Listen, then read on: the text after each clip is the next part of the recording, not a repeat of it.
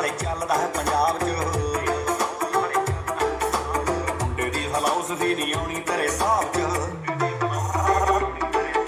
ਕੱਟਦੇ ਆ ਵਰਾਉੜ ਨਾਲੇ ਚੱਲਦਾ ਹੈ ਪੰਜਾਬ 'ਚ ਜੱਟ ਦੀ ਹਲਾਉਸ ਵੀ ਨਹੀਂ ਆਉਣੀ ਤੇਰੇ ਹਿਸਾਬ 'ਚ ਅੱਖਾਂ ਵਿੱਚ ਅੱਖਰ ਜ਼ਮਾਏ ਜਿਹੜੇ ਗੋਰੀਏ ਲੱਭ ਲੈਣੇ ਲੱਭਦੇ ਆ ਕਿਸੇ ਦੀ ਕਿਤਾਬ 'ਚ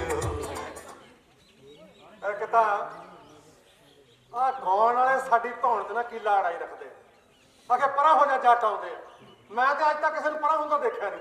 ਜਿਹੜਾ ਦੇਖੋ ਕੰਜਰ ਦਾ ਸਿਰ ਤੈਨੂੰ ਚੜਿਆ ਆਂਦਾ ਆਹਟੀ ਤੇ ਬਿਠਾ ਛੋਟਾ ਜਿਹਾ ਬਾਣੀਆਂ ਨਹੀਂ ਮਾਣ ਐਸੀ ਟਿੱਚਰ ਕਰੂ ਵੀ ਰਹੇ ਰੱਬ ਦਾ ਨਾਂ। ਆਜੋ ਆਜੋ ਸਰਦਾਰ ਜੀ ਬਹਿ ਜਾਓ ਬਹਿ ਜਾਓ ਬਹਿ ਜਾਓ ਆਜੋ ਆਜੋ ਤੁਹਾਨੂੰ ਕੀ ਫਰਕ ਪੈਂਦਾ ਜ਼ਮੀਨਾਂ ਦੇ ਮਾਲਕ ਹੋ ਦੱਸੋ ਕੀ ਚਾਹੀਦਾ ਲਓ ਲਾਓ ਬੂਠਾ ਲੈ ਜਾਓ 50,000 ਰੁਪਈਆ ਆਏ ਕੰਜਰ ਦਾ ਜੇ ਮਾਲਕ ਤੇ ਤੇਰੇ ਅੱਗੇ ਹੱਥ ਕਿਉਂ ਅੱਡੀ ਖੜੇ ਆ ਹੈ ਬਾਊ ਅੱਜ ਤੇਰੇ ਸ਼ਹਿਰੋਂ ਆਇਆ ਦਿੱਲੀੋਂ ਜੀ ਕਰਦਾ ਵੀ ਤੈਨੂੰ ਇੱਕ ਲੰਬੀ ਸਾਰੀ ਚਿੱਠੀ ਲਿਖਾਂ ਤੇਰੇ ਨਾਲ ਢੇਰ ਸਾਰੀਆਂ ਗੱਲਾਂ ਕਰਾਂ ਹਾਂ ਬਾਊ ਜੀ ਦੀ ਤਾਂ ਕਰਨ ਦੇਗਾ ਕਿ ਨਹੀਂ ਹਾਂ ਚੱਲ ਜੇ ਤੂੰ ਮੁਕਰ ਵੀ ਗਿਆ ਫੇਰ ਕਿਹੜਾ ਅਸੀਂ ਟਲ ਜਾਣਾ ਲੈ ਆਪਾਂ ਸ਼ੁਰੂ ਕਰਦੇ ਹਾਂ ਨਾਮ ਬਖਤਾਵਰ ਸਿੰਘ ਪਿੰਡ ਮਰਨ ਮਿੱਟੀ ਜ਼ਿਲ੍ਹਾ ਗੰਦਲੇ ਪਾਣੀ ਸੂਬਾ ਲੀਡਰਾਂ ਨੂੰ ਪਤਾ ਹੋਊ ਤੇ ਦੇਸ਼ ਚਲੋ ਛੱਡੋ ਦੇਸ਼ ਦੀ ਗੱਲ ਕੀ ਕਰਨੀ ਹੈ ਅੱਗੇ ਮਿਲੇ ਬਾਊ ਜੀ ਨੂੰ ਦੇਸ਼ ਦੇ ਪ੍ਰਧਾਨ ਮੰਤਰੀ ਸਾਹਿਬ ਨਹੂ ਯਾਰ ਹੁਣ ਤੇਰਾ ਮੈਂ ਨਾਂ ਤਾਂ ਲੈ ਨਹੀਂ ਸਕਦਾ ਵੱਡਾ ਬੰਦਾ ਮੁਲਕ ਦਾ ਮਾਲਕ ਹੈ ਨਾਲੇ ਜੇ ਨਾਂ ਲੈਣੇ ਪਏ ਨਾ ਹੋਰ ਕਿੰਨੇ ਲੈਣੇ ਪੈਣੇ ਆ ਜਿਹੜੇ ਤੇਰੇ ਤੋਂ ਪਹਿਲਾਂ ਦੇ ਸੀ ਬਿੱਛੂ ਵਾਲੀ ਕਹਾਣੀ ਤਾਂ ਤੁਸੀਂ ਸੁਣੀ ਹੋਣੀ ਹੈ ਇੱਕ ਬੰਦਾ ਇੱਕ ਪਿੰਡ ਦੇ ਵਿੱਚ ਨਾ ਬਿੱਛੂ ਵੇਚਦਾ ਫਿਰੇ ਕੋਈ ਬਿੱਛੂ ਛੋਟਾ ਜਿਹਾ ਕੋਈ ਦਰਮਿਆਨਾ ਜਿਹਾ ਕੋਈ ਚੰਗਾ ਤਕੜਾ ਪਲਿਆ ਹੋਇਆ ਕੋਈ ਕਾਲਾ ਜਿਹਾ ਕੋਈ ਭੂਰਾ ਜਿਹਾ ਕੀਮਤ ਸਾਰਿਆਂ ਦੀ ਇੱਕੋ ਹੀ 5 ਰੁਪਏ ਖਰੀਦਣ ਵਾਲਾ ਪੁੱਛਦਾ ਕਾਹਤੋਂ ਕਹਿੰਦਾ ਹੱਥ ਲਾ ਕੇ ਦੇਖ ਲੈ ਡੰਗ ਸਾਰੇ ਇੱਕੋ ਜਿਹਾ ਮਾਰਨਗੇ ਲਹੂ ਇੱਕੋ ਜਿਹਾ ਚੂਸਣਗੇ ਬਾਹੂ ਸੋਚਦਾ ਹੋਏਗਾ ਇਹਦਾ ਵਿੱਚ ਪਟੇ ਹੋ ਲਿਆ ਪਤਾ ਨਹੀਂ ਕੀ ਬਕਵਾਸ ਕਰੂ ਆਰਾਮ ਨਾਲ ਗੱਲ ਸੁਣੀ ਗੱਲ ਪੂਰੀ ਸੁਣ ਕੇ ਜਾਣੀ ਪੈਣੀ ਤੈਨੂੰ ਭਾਵੇਂ ਸਾਲ ਲੱਗ ਜਾਵੇ ਪੂਰੇ ਦਾ ਪੂਰਾ ਹਾਂ ਦੇਖ ਬਾਬੂ ਅੱਜ ਮੈਂ ਆਇਆ ਸ਼ਹਿਰੋਂ ਰਾਜਧਾਨੀ ਯਾਰ ਤੇਰੀਆਂ ਤਾਂ ਮੌਜਾਂ ਬੜੀਆਂ ਤੂੰ ਤਾਂ ਸੁਰਗਾਂ 'ਚ ਰਹਿਣਾ ਮੇਰਾ ਵੀ ਮਨ ਨਾ ਖੜਿਆ ਅਸੀਂ ਐਵੇਂ ਕਹਿੰਦੇ ਰਹਿੰਦੇ ਵੀ ਸਾਡਾ ਮੁਲਕ ਗਰੀਬ ਆ ਕਾਹਨੂੰ ਆ ਗਰੀਬ ਹੈ ਤੇਰੇ ਸ਼ਹਿਰ ਦੀਆਂ ਸੜਕਾਂ ਆਹ ਚੌੜੀਆਂ ਚੌੜੀਆਂ ਸੜਕਾਂ ਲਿਸ਼ ਲਿਸ਼ ਕਰਦੀਆਂ ਜਾਨੀ ਮੂੰਹ ਦੇ ਕੇ ਭਾਵੇਂ ਪੱਗ ਬੰਨ ਲਓ ਸਾਡੇ ਪਿੰਡਾਂ ਦੀਆਂ ਸੜਕਾਂ ਤਾਂ ਬਹੁਤ ਤੈਨੂੰ ਪਤਾ ਹੀ ਆ ਟੁੱਟੀਆਂ ਟੋਏ ਹੀ ਆ ਬਸ ਹੋਰ ਤਾਂ ਕੁਝ ਹੈ ਹੀ ਨਹੀਂ ਤੇ ਤੇਰੇ ਸ਼ਹਿਰ ਦੀਆਂ ਇਮਾਰਤਾਂ ਉੱਚੀਆਂ ਉੱਚੀਆਂ ਚਮਕਦੀਆਂ ਜਾਨੀ ਦਿਨੇ ਹੀ ਲਾਈਟਾਂ ਜਗਦੀਆਂ ਹਰ ਰੋਜ਼ ਹੀ ਦੀਵਾਲੀ ਤੇ ਸਾਡੇ ਪਿੰਡਾਂ 'ਚ ਤੈਨੂੰ ਪਤਾ ਹੀ ਆ ਲਾਈਟ ਆਉਂਦੀ ਨਹੀਂ ਆ ਜਵੇ ਨਹੀਂ ਤਾਂ ਲੱਗੇ ਡੱਗ ਨਹੀਂ ਤਾਂ ਨਾ ਸਹੀ 7-7 ਦਿਨ ਨਹੀਂ ਆਉਂਦੀ ਤੈਨੂੰ ਪਤਾ ਹੀ ਹੋਣਾ ਤੇਰੇ ਹੁਕਮ ਨਾਲ ਹੀ ਆਉਂਦੀ ਹੋਊ ਤੇ ਤੇਰੇ ਸ਼ਹਿਰ ਦੇ ਬਾਹੂ ਬੰਦੇ ਤੇ ਤੀਵੀਆਂ ਤਾਂ ਸੁੱਖ ਨਾਲ ਤੀਵੀਆਂ ਆਲਖ ਬਾਈ ਦੇ ਕਹਿਣਾ ਤੂੰ ਨਾ ਨਿਰੀਆਂ ਕੋਹ ਕਾਪ ਦੀਆਂ ਪਰੀਆਂ ਜਿੱਧਰ ਨੂੰ ਜਾਂਦੀਆਂ ਨਾ ਪਰ ਲੱਪਟਾਂ ਬਖੇਰਦੀਆਂ ਜਾਂਦੀਆਂ ਆਪਣੇ ਬੰਦੇ ਦਾ ਹੱਥ ਫੜ ਕੇ ਨਾ ਬਾਜ਼ਾਰਾਂ 'ਚ ਐ ਤੁਰੀਆਂ ਫਿਰਦੀਆਂ ਜਿੱਦ ਤੱਕ ਹੱਟ ਪਰੇ ਪਰੇ ਹੱਟ ਪਰੇ ਹੋ ਜਾ ਜਿੱਧਰ ਨੂੰ ਜਾਂਦੀਆਂ ਨਾ ਖੁਸ਼ਬੂ ਬਖੇਰਦੀਆਂ ਜਾਂਦੀਆਂ ਤੇ ਅਸੀਂ ਸਾਨੂੰ ਮਾਤੜਾ ਨੂੰ ਪਤਾ ਹੀ ਨਹੀਂ ਕਿ ਖੁਸ਼ਬੂ ਚੀਜ਼ ਕੀ ਹੁੰਦੀ ਹੈ ਉਹ ਖੇਤਾਂ ਦੇ ਵਿੱਚ ਫੁੱਲ ਅਸੀਂ ਉਗਾਉਂਦੇ ਹਾਂ ਸੂਰਜਮੁਖੀ ਦੇ ਫੁੱਲ ਸਰੋਂ ਦੇ ਫੁੱਲ ਗੋਭੀ ਦੇ ਫੁੱਲ ਗੇਂਦੇ ਦੇ ਫੁੱਲ ਅਸੀਂ ਉਗਾਉਂਦੇ ਹਾਂ ਪਰ ਸਾਨੂੰ ਜਾਣੀ ਐ ਨਹੀਂ ਪਤਾ ਵੀ ਖੁਸ਼ਬੂ ਕਿਸ ਬਲਾ ਨੂੰ ਕਹਿੰਦੇ ਆ ਕਦੇ ਸੁਣ ਕੇ ਹੀ ਨਹੀਂ ਦੇਖੀ ਅਸੀਂ ਤਾਂ ਇਹੋ ਜਿਹੇ ਆ ਵੀ ਸੂਰਜਮੁਖੀ ਦੇ ਫੁੱਲਾਂ ਨਾਲ ਲੱਦੇ ਖੇਤ 'ਚ ਵੀ ਖੜੇ ਹੋਈਏ ਨਾ ਗੱਲਾਂ ਉਹੀ ਸੜੀਆਂ ਜਿਹੀਆਂ ਕਰਦੇ ਰਹਿੰਦੇ ਕਿੱਦਾਂ ਨਰੈਣ ਸਿਆ ਕੀ ਲੱਗਦਾ ਕਿੰਨਾ ਕੁ ਤੇਲ ਨਿਕਲੇ ਹੋ ਕਿੰਨਾ ਕੁ ਝਾੜ ਹੋ ਜੂ ਕਿੰਨੇ ਕੁ ਪੈਸੇ ਬਣ ਜਾਣਗੇ ਤੇ ਅੱਗੋਂ ਨਰੈਣ ਸੋ ਵੀ ਉਹੋ ਜਿਹਾ ਮੈਂ ਦੇਖ ਪਏ ਬਖਤਾਵਰ ਸਿਆ ਵੀ ਜੇ ਮੀਂਹ ਕਣੀ ਵੱਲ ਬਚਾ ਰਿਹਾ ਨਾ ਤੇ ਝਾੜ ਤੇ ਚੰਗਾ ਨਿਕਲੂ ਬਾਕੀ ਭਾਈ ਰੱਬ ਦੇ ਰੰਗ ਹੈ ਅਸੀਂ ਕੀ ਕਰ ਸਕਦੇ ਲੈ ਬਾਉ ਸਾਡੀ ਤਾਂ ਨਾ ਸਾਰੀ ਗੱਲ ਇੱਥੇ ਆ ਕੇ ਮੁੱਕ ਜਾਂਦੀ ਆ ਵੀ ਸਾਨੂੰ ਐ ਨਹੀਂ ਪਤਾ ਪਰ ਅਸੀਂ ਕਰ ਕੀ ਸਕਦੇ ਸਾਨੂੰ ਐ ਨਹੀਂ ਪਤਾ ਬਾਉ ਕੋਈ ਗੱਲ ਸੁਣ ਦੇਖ ਆ ਥੋੜੇ ਦਿਨ ਪਹਿਲਾਂ ਨਾ ਸਾਡੇ ਪਿੰਡ ਵਾਲਾ ਮਾਸਟਰ ਮੈਨੂੰ ਲਾ ਗਿਆ ਮੈਨੂੰ ਕਹਿੰਦਾ ਦੇਖ ਬਖਤਾਵਰ ਸਿਆ ਪੂਰਾ ਸਾਲ ਹੋ ਗਿਆ ਇੱਥੇ ਦਿੱਲੀ ਦੀਆਂ ਸੜਕਾਂ ਤੇ ਬੈਠਿਆਂ ਨੂੰ ਮੱਖੀ ਮੱਛਰ 'ਚ ਬੈਠੇ ਆ ਗੰਦ 'ਚ ਬੈਠੇ ਆ ਇੱਥੇ ਸਾਰਾ ਕੁਝ ਹੀ ਚੱਲਦੇ ਆ ਚੱਲ ਤੈਨੂੰ ਮੈਂ ਅੱਜ ਦਿੱਲੀ ਘੁਮਾ ਕੇ ਲਿਆਵਾਂ ਮੈਂ ਕਿਹਾ ਚੱਲ ਮਾਸਟਰਾ ਤੂੰ ਦਿੱਲੀ ਘੁਮਾ ਕੇ ਲਿਆ ਲੈ ਮੈਨੂੰ ਦਿੱਲੀ ਘੁਮਾਉਣ ਲੈ ਗਿਆ, ਘੁਮਾਉਂਦਾ ਘੁਮਾਉਂਦਾ ਮੈਨੂੰ ਉੱਥੇ ਲੈ ਗਿਆ ਜਿੱਥੇ ਲੋਕੀ ਤੁਰੇ ਫਿਰਦੇ ਹੱਥ 'ਚ ਹੱਥ ਪਾ ਕੇ। ਇੱਕ ਤੀਵੀਂ ਆਪਣੇ ਬੰਦੇ ਦੇ ਨਾਲ ਨਾ ਮੋਢੇ ਜੋੜ ਕੇ ਤੁਰਿਓ ਜਾਵੇ। ਪਤਾ ਨਹੀਂ ਉਹਨੂੰ ਮੇਰੇ ਕੋਲੋਂ ਕੋਈ ਬੋ ਆਈ ਹੋ, ਉਹਨੇ ਆਪਣਾ ਨੱਕ ਜਿਹਾ ਇਕੱਠਾ ਕੀਤਾ, ਜਾਨੀ ਮੱਥਾ ਵੀ ਉੱਪਰ ਨੂੰ ਚਾੜ ਲਿਆ ਤੇ ਉਹਦਾ ਹੱਥ ਫੜ ਕੇ ਤੁਰਿਆ ਜਾਂਦਾ ਬੰਦਾ। ਪਤਾ ਨਹੀਂ ਕੀ ਕਹਿੰਦਾ, ਇਹਨਾਂ ਜੱਟ ਜ਼ਿਮੀਂਦਾਰਾਂ ਨੂੰ ਪਤਾ ਨਹੀਂ ਕਿੰਨੀ ਕੁ ਵੇਲ ਹੈ, ਪੂਰਾ ਸਾਲ ਹੋ ਗਿਆ ਇੱਥੇ ਸੜਕਾਂ ਤੇ ਆ ਕੇ ਬੈਠੇ ਆ, ਨਾ ਮੀਂਹ 'ਚ ਹਿੱਲਦੇ ਆ, ਨਾ ਗਰਮੀ 'ਚ ਹਿੱਲਦੇ ਆ, ਨਾ ਠੰਡ 'ਚ ਹਿੱਲਦੇ ਆ। ਪਤਾ ਨਹੀਂ ਕਿਹੋ ਜਿਹਾ ਹੈ, ਚਾਰੇ ਪਾਸੇ ਖਲਾਰਾ ਹੀ ਖਲਾਰਾ ਪਾਤਾ, ਗੰਦ ਪਾਤਾ ਇਹਨਾਂ ਜੱਟਾਂ ਨੇ ਚਾਰੇ ਪਾਸੇ, ਪੋਈ ਪੋ ਫਲਾ ਦਿੱਤੀ।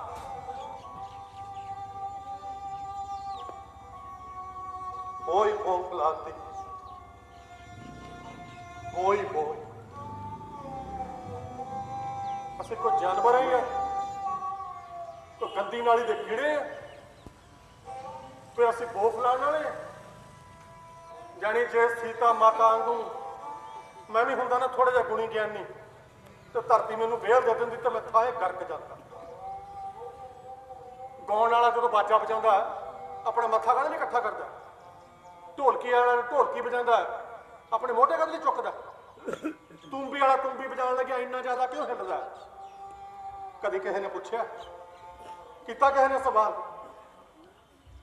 ਉਹ ਦਫ਼ਤਰ ਤੇ ਬੈਠਾ ਸਾਹਿਬ ਆਪਣੀ ਐਨਕਾਂ ਦੇ ਉੱਪਰੋਂ ਦੀ ਕਾਹਤੋਂ ਝਾਕਦਾ, ਤੇ ਤੁਸੀਂ ਯਾਰ ਵੋਟਾਂ ਵਾਲੇ ਦਿਨਾਂ 'ਚ 24 ਘੰਟੇ ਕਿੱਦਾਂ ਮੁਸਕਰਾ ਲੈਂਦੇ ਹੋ? ਤੇ ਉਹ ਬੰਦਾ ਜਿਹਨੇ ਕਦੇ ਖੇਤ ਦੀ ਵੱਟ ਤੇ ਨਾ ਪੈਰ ਨਹੀਂ ਧਰਿਆ ਹੁੰਦਾ, ਉਹ ਵੀ ਉੱਥੇ ਖੜਾ ਹੋ ਕੇ ਕਿੱਦਾਂ ਕਹਿ ਦਿੰਦਾ, ਤੁਹਾਨੂੰ ਪਤਾ ਨਹੀਂ ਹੈ ਵੀ ਜੀਰੀ ਲਾਉਣ ਦੀ ਤਰੀਕ ਹਾਲੇ ਆਈ ਨਹੀਂ, ਤੁਸੀਂ ਕਿੱਦਾਂ ਲਾ ਲਈ, ਪੱਟੋ ਇਹਨੂੰ, ਪੱਟੋ ਪਰਾਏ। ਕਦੇ ਕੀਤਾ ਕਿਸੇ ਨੇ ਉਹਨੂੰ ਸਵਾਲ? ਕਿਸੇ ਨੇ ਉਹਨੂੰ ਪੁੱਛਿਆ ਵੀ ਤੂੰ ਇਹੋ ਜਿਹੀ ਗੱਲ ਕਿਉਂ ਕਰਦਾ? ਫਿਰ ਅਸੀਂ ਰਾਤਾਂ ਝਾਗਣ ਵਾਲੇ, ਠੰਡ 'ਚ ਠਰਨ ਵਾਲੇ, ਗਰਮੀਆਂ 'ਚ ਸਿਖਰ ਦੁਪਹਿਰੇ ਕਈਆਂ ਬਾਹਣ ਵਾਲੇ, ਆਪਣਾ ਪਸੀਨਾ ਬਹਾਉਣ ਵਾਲੇ ਤੇ ਮੁਲਕ ਦੇ ਅੰਨ ਦੇ ਭੰਡਾਰੇ ਭਰਨ ਵਾਲੇ, ਜਦੋਂ ਖੇਤਾਂ 'ਚ ਫਸਲਾਂ ਪੈਦਾ ਹੀ ਆਪਣਾ ਮੁਰਗਾ ਵਹਾ ਕੇ ਕਰਦੇ ਆ ਤੇ ਸਾਡੇ ਕੱਪੜਿਆਂ ਦੇ ਵਿੱਚੋਂ ਬੋ ਨਹੀਂ ਆਊਗੀ ਤੇ ਹੋਰ ਤੁਹਾਡੀ ਮਾਂ ਦਾ ਸਿਰ ਆਊਗਾ। ਉਹ ਬੰਦਾ ਜਿਹਨੇ ਐਨੀ ਗੱਲ ਮੈਨੂੰ ਕਹਿਤੀ, ਉਹ ਬੰਦਾ ਕਿਤੇ ਲੰਡਨੋਂ ਤਾਂ ਆਇਆ ਨਹੀਂ ਸੀ, ਇੱਥੇ ਧੱਕੇ ਖਾਂਦਾ ਫਿਰਦਾ ਉਹ। ਫਿਰ ਉਹਨੇ ਐਨੀ ਗੱਲ ਭਲਾ ਕਾਹਤੋਂ ਕਹਿਤੀ ਵੀ ਇਹ ਬੋ ਫਲਾਉਂਦੇ ਆ, ਆਪਣੇ ਨਾਲ ਤੁਰੀ ਜਾਂਦੀ ਤੀਵੀਂ ਨੂੰ ਖੁਸ਼ ਕਰਨ ਲਈ। ਸਾਤੋਂ ਤਾਂ ਸਾਡੀਆਂ ਤੀਵੀਆਂ ਖੁਸ਼ ਹੁੰਦੀਆਂ ਨਹੀਂ, ਕਹਿੰਦੀਆਂ ਤੁਹਾਡਾ ਮੂੰਹ ਪਹਾੜਿਆਂ ਨੂੰ ਪਾਟਿਆ ਹੋਇਆ, ਵੱਢ ਖਾਣ ਨੂੰ ਪੈਂਦੇ ਹੋ। ਪਰ ਯਾਰ ਐ ਤਾਂ ਨਹੀਂ ਵੀ ਅਸੀਂ ਆਪਣੀਆਂ ਤੀਵੀਆਂ ਨੂੰ ਚਾਹੁੰਦੇ ਹੀ ਨਹੀਂ, ਐ ਤਾਂ ਨਹੀਂ, ਆਪਾਂ ਵੀ ਬੰਦੇ ਹੀ ਆ। ਪਰ ਕਰੀਏ ਕੀ? ਸਾਰਾ ਦਿਨ ਖੇਤਾਂ 'ਚ ਨਾ ਮਿੱਟੀ ਨਾਲ ਮਿੱਟੀ ਹੋਏ ਰਹੀਦਾ, ਜਦੋਂ ਘਰ ਨੂੰ ਮੁੜੀਦਾ ਤਾਂ ਗਾਰੇ ਨਾਲ ਲਿਬੜੇ ਹੋਈਦਾ, ਗਿੱਟੇ ਵੀ ਤੇ ਗੋਡੇ ਵੀ। ਤੇ ਜੇ ਬੰਬੀ ਤੋਂ ਨਹਾ ਕੇ ਵੀ ਆ ਜਾਵਾਂਗੇ ਤਾਂ ਭਾਈ ਗੁਲਾਬਾਂ ਨੂੰ ਤਾਂ ਨਹੀਂ ਖਿੜ ਜਾਗੇ।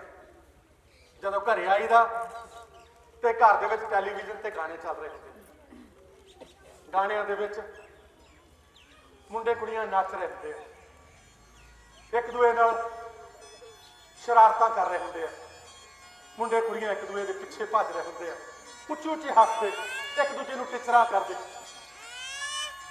ਮੈਂ ਉਹਨਾਂ ਵੱਲ ਨੂੰ ਦੇਖਦਾ ਤੇ ਨਜ਼ਰਾਂ ਚੁੱਕ ਕੇ ਚੌਕੇ 'ਚ ਬੈਠੀ ਲਾਣੇਦਾਰਨੀ ਵੱਲ ਦੇਖ ਲੈਂਦਾ। ਰੋਟੀਆਂ ਪਕਾਉਂਦੀ ਪਸੀਨੇ ਨਾਲ ਉਹ ਵੀ ਤਰਬਤਰ ਹੋ ਜਾਂਦੀ ਹੈ, ਉਹ ਵੀ ਨਜ਼ਰਾਂ ਚੱਕ ਕੇ ਮੇਰੇ ਵੱਲ ਨੂੰ ਦੇਖ ਲੈਂਦੀ ਹੈ ਤੇ ਪਾਣੀ ਦੇ 4 ਡੱਬੇ ਆਪਣੇ ਭਖਦੇ ਹੋਏ ਜਿਸਮ ਤੇ ਉਹ ਵੀ ਸੁੱਟ ਲੈਂਦੀ ਹੈ। ਆਖਰ ਇਨਸਾਨ ਹੈ ਯਾਰ, ਕੋਈ ਪੱਥਰ ਤਾਂ ਨਹੀਂ। ਸਾਡੇ ਲਈ ਤਾਂ ਉਹ ਪਲ ਵੀ ਕੰਮ ਭੁਗਤਾਨ ਵਰਗੇ ਹੁੰਦੇ ਆ। ਸ਼ਾਇਦ ਇਸੇ ਕਰਕੇ ਸਾਡੀਆਂ ਤੀਵੀਆਂ ਵੱਢ ਖਾਣ ਨੂੰ ਪੈਂਦੀਆਂ, ਸ਼ਾਇਦ ਇਸੇ ਕਰਕੇ ਸਾਡੀ ਗੱਲ ਨਹੀਂ ਸੁਣੀ। ਤੁਹਾਨੂੰ ਚੰਗਾ ਨਹੀਂ ਲੱਗਦਾ ਬਾਉ ਵੀ ਅਸੀਂ ਥੋੜੇ ਸ਼ਹਿਰ ਆਈਏ, ਗੰਦ ਪਾਉਨੇ ਆ ਨਾ, ਸਾਡਾ ਵੀ ਜੀ ਨਹੀਂ ਕਰਦਾ ਵੀ ਅਸੀਂ ਤੇਰੇ ਸ਼ਹਿਰ ਆਈਏ। ਤੇਰੇ ਸ਼ਹਿਰ ਨਾਲੋਂ ਸਾਡੇ ਪਿੰਡ ਹਜ਼ਾਰਾਂ ਗੁਣਾ ਚੰਗੇ ਆ, ਪਰ ਕਰੀਏ ਕੀ? ਉਹ ਜਿਹੜੀ ਘਰੇ ਬੈਠੀ ਹੈ ਨਾ, ਉਹ ਮੇਰਾ ਵੀ ਖਿਆਲ ਰੱਖਦੀ ਆ, ਧੀ ਪੁੱਤ ਦਾ ਵੀ ਖਿਆਲ ਰੱਖਦੀ ਆ, ਡੰਗਰ ਬੱਚੇ ਦਾ ਵੀ ਖਿਆਲ ਰੱਖਦੀ ਆ, ਖੇਤਾਂ 'ਚ ਖੜੀ ਫਸਲ ਦਾ ਵੀ ਖਿਆਲ ਰੱਖਦੀ ਆ, ਕਟੜੂ ਬਛੜੂ ਦਾ ਵੀ ਖਿਆਲ ਰੱਖਦੀ ਆ, ਸਭ ਕੁਝ ਦਾ ਖਿਆਲ ਰੱਖਦੀ ਆ। ਪਰ ਉਹਦੀਆਂ ਸੱਧਰਾਂ ਨੂੰ ਕਦੇ ਬੂਰ ਨਹੀਂ ਪੈਂਦਾ। 6 ਮਹੀਨੇ ਬਾਅਦ ਵੀ ਜਦੋਂ ਉਹ ਨਵਾਂ ਸੂਟ ਲਿਆ ਕੇ ਦੇਣ ਨੂੰ ਕਹਿੰਦੀ ਆ ਤਾਂ ਬਖਤਾਵਰ ਸਿੰਘ ਸੋਚੀ ਪੈ ਜਾਂਦਾ ਵੀ ਸੂਟ ਲਿਆ ਕੇ ਦੇਵਾਂ ਕਿ ਨਾ ਲਿਆ ਕੇ ਦੇਵਾਂ।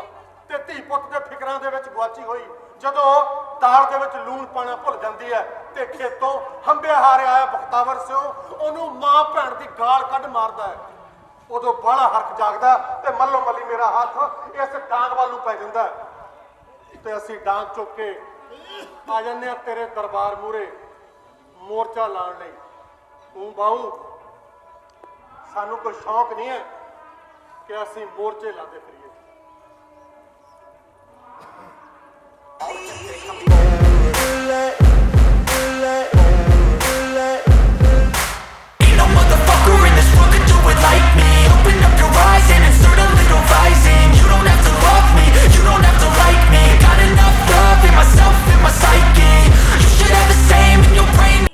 ਇੱਕ ਤਾਂ ਮੈਨੂੰ ਐ ਨਹੀਂ ਸਮਝ ਆਉਂਦੀ ਵੀ ਇਹ ਗਾਉਣ ਵਾਲੇ ਇਹ ਗੀਤ ਲਿਖਦੇ ਕਿੱਥੇ ਬੈਠ ਗਏ?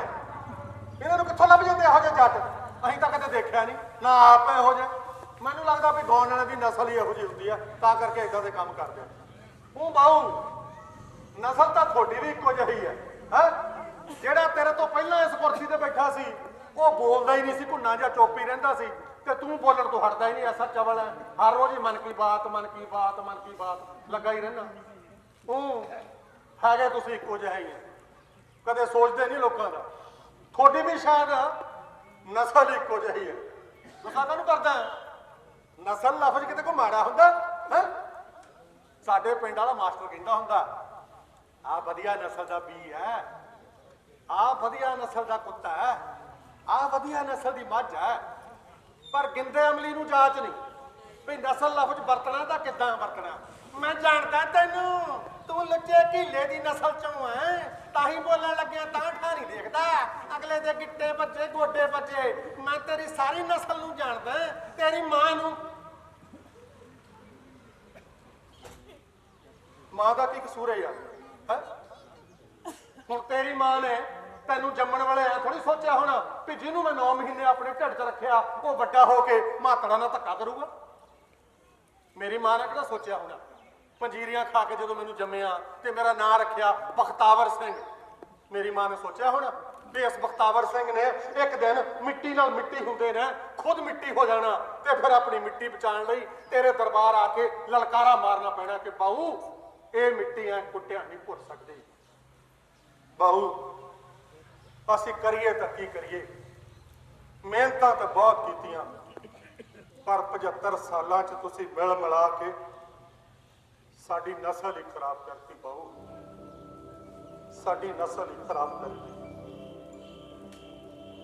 ਮੈਂ ਉਦੋਂ 6 ਸਾਲਾਂ ਦਾ ਸੀ ਜਦੋਂ 71 ਦੀ ਜੰਗ ਛਿੜੀ ਸੀ ਪਾਕਿਸਤਾਨ ਨਾਲ। ਮੇਰੀ ਬੀਬੀ ਬਹੁਤ ਫਿਕਰ ਕਰਦੀ ਸੀ।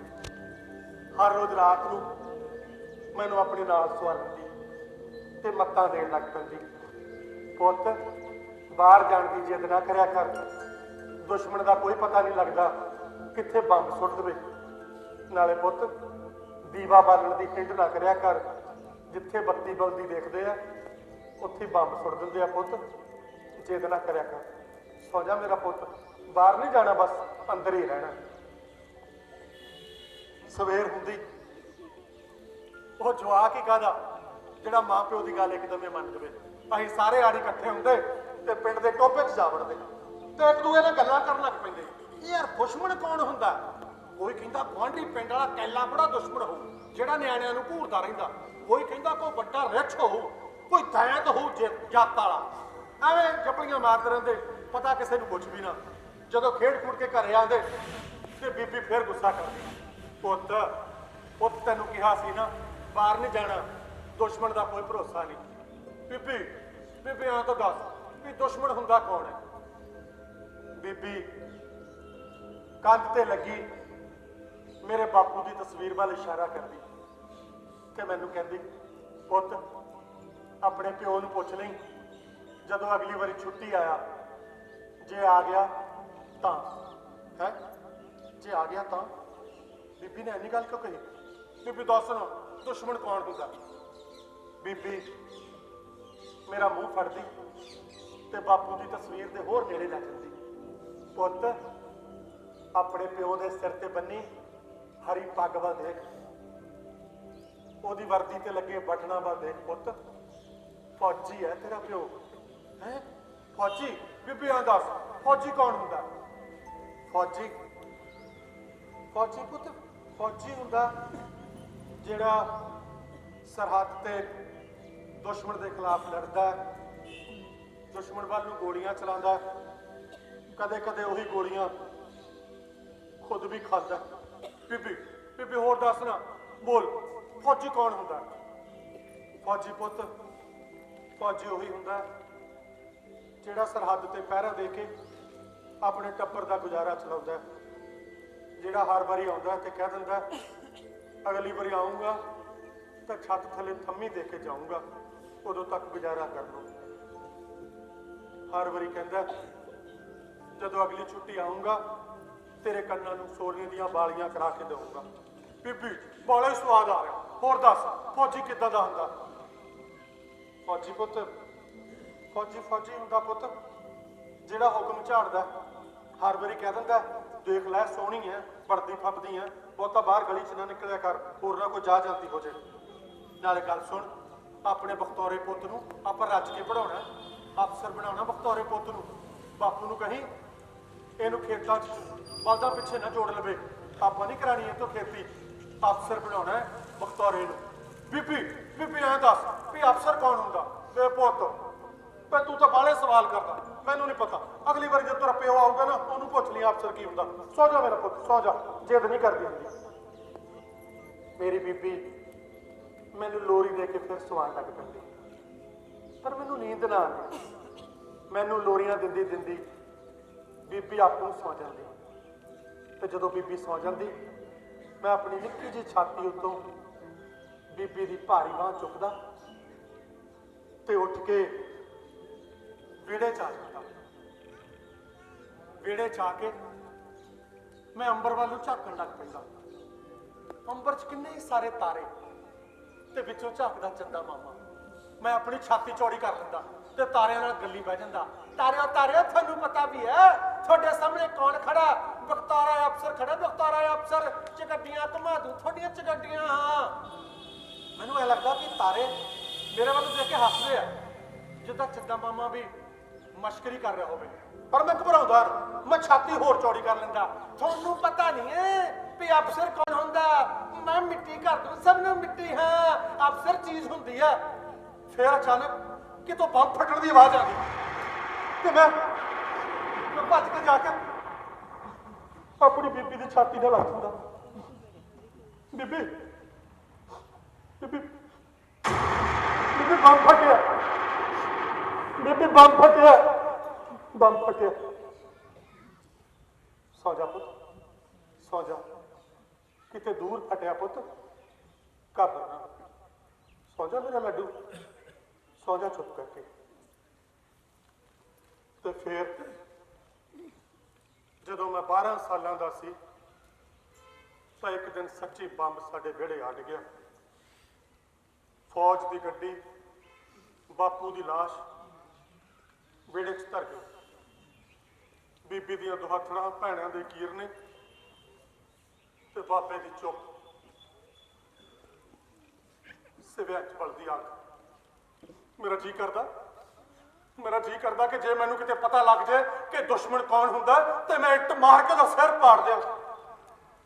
ਪਰ 12 ਸਾਲਾਂ ਦਾ ਜਵਾਨ ਕੀ ਜਾਣੇ ਕਿ ਦੁਸ਼ਮਣ ਕੌਣ ਹੁੰਦਾ। ਕਈਆਂ ਨੂੰ ਤਾਂ ਵੱਡੇ ਹੋ ਕੇ ਵੀ ਨਹੀਂ ਪਤਾ ਲੱਗਦਾ ਕਿ ਦੁਸ਼ਮਣ ਹੁੰਦਾ ਕੌਣ ਹੈ। ਮੇਰੀ ਬੀਬੀ ਨੂੰ ਕੰਨਾਂ ਦੀਆਂ ਬਾਲੀਆਂ ਤਾਂ ਕੀ ਮਿਲਣੀਆਂ ਸੀ, ਉਹਦੇ ਕੰਨ ਜਮੇ ਹੀ ਸੁੰਨੇ ਹੋ ਗਏ। ਬਾਬੇ ਨੂੰ ਅਧਰੰਗ ਹੋ ਗਿਆ ਤੇ ਮੈਂ ਆਪਣੇ ਫੌਜੀ ਪਿਓ ਦਾ ਲਾਡਲਾ ਅਫਸਰ ਪੁੱਤ ਬਖਤੌਰਾ 12 ਸਾਲਾਂ ਦੀ ਉਮਰ ਦੇ ਵਿੱਚ ਖੇਤਾਂ ਦੇ ਵਿੱਚ ਢੱਗਿਆਂ ਦੀਆਂ ਪੂਛਾਂ ਮਰੋੜਨ ਲਈ ਮਜਬੂਰ ਹੋ ਗਿਆ।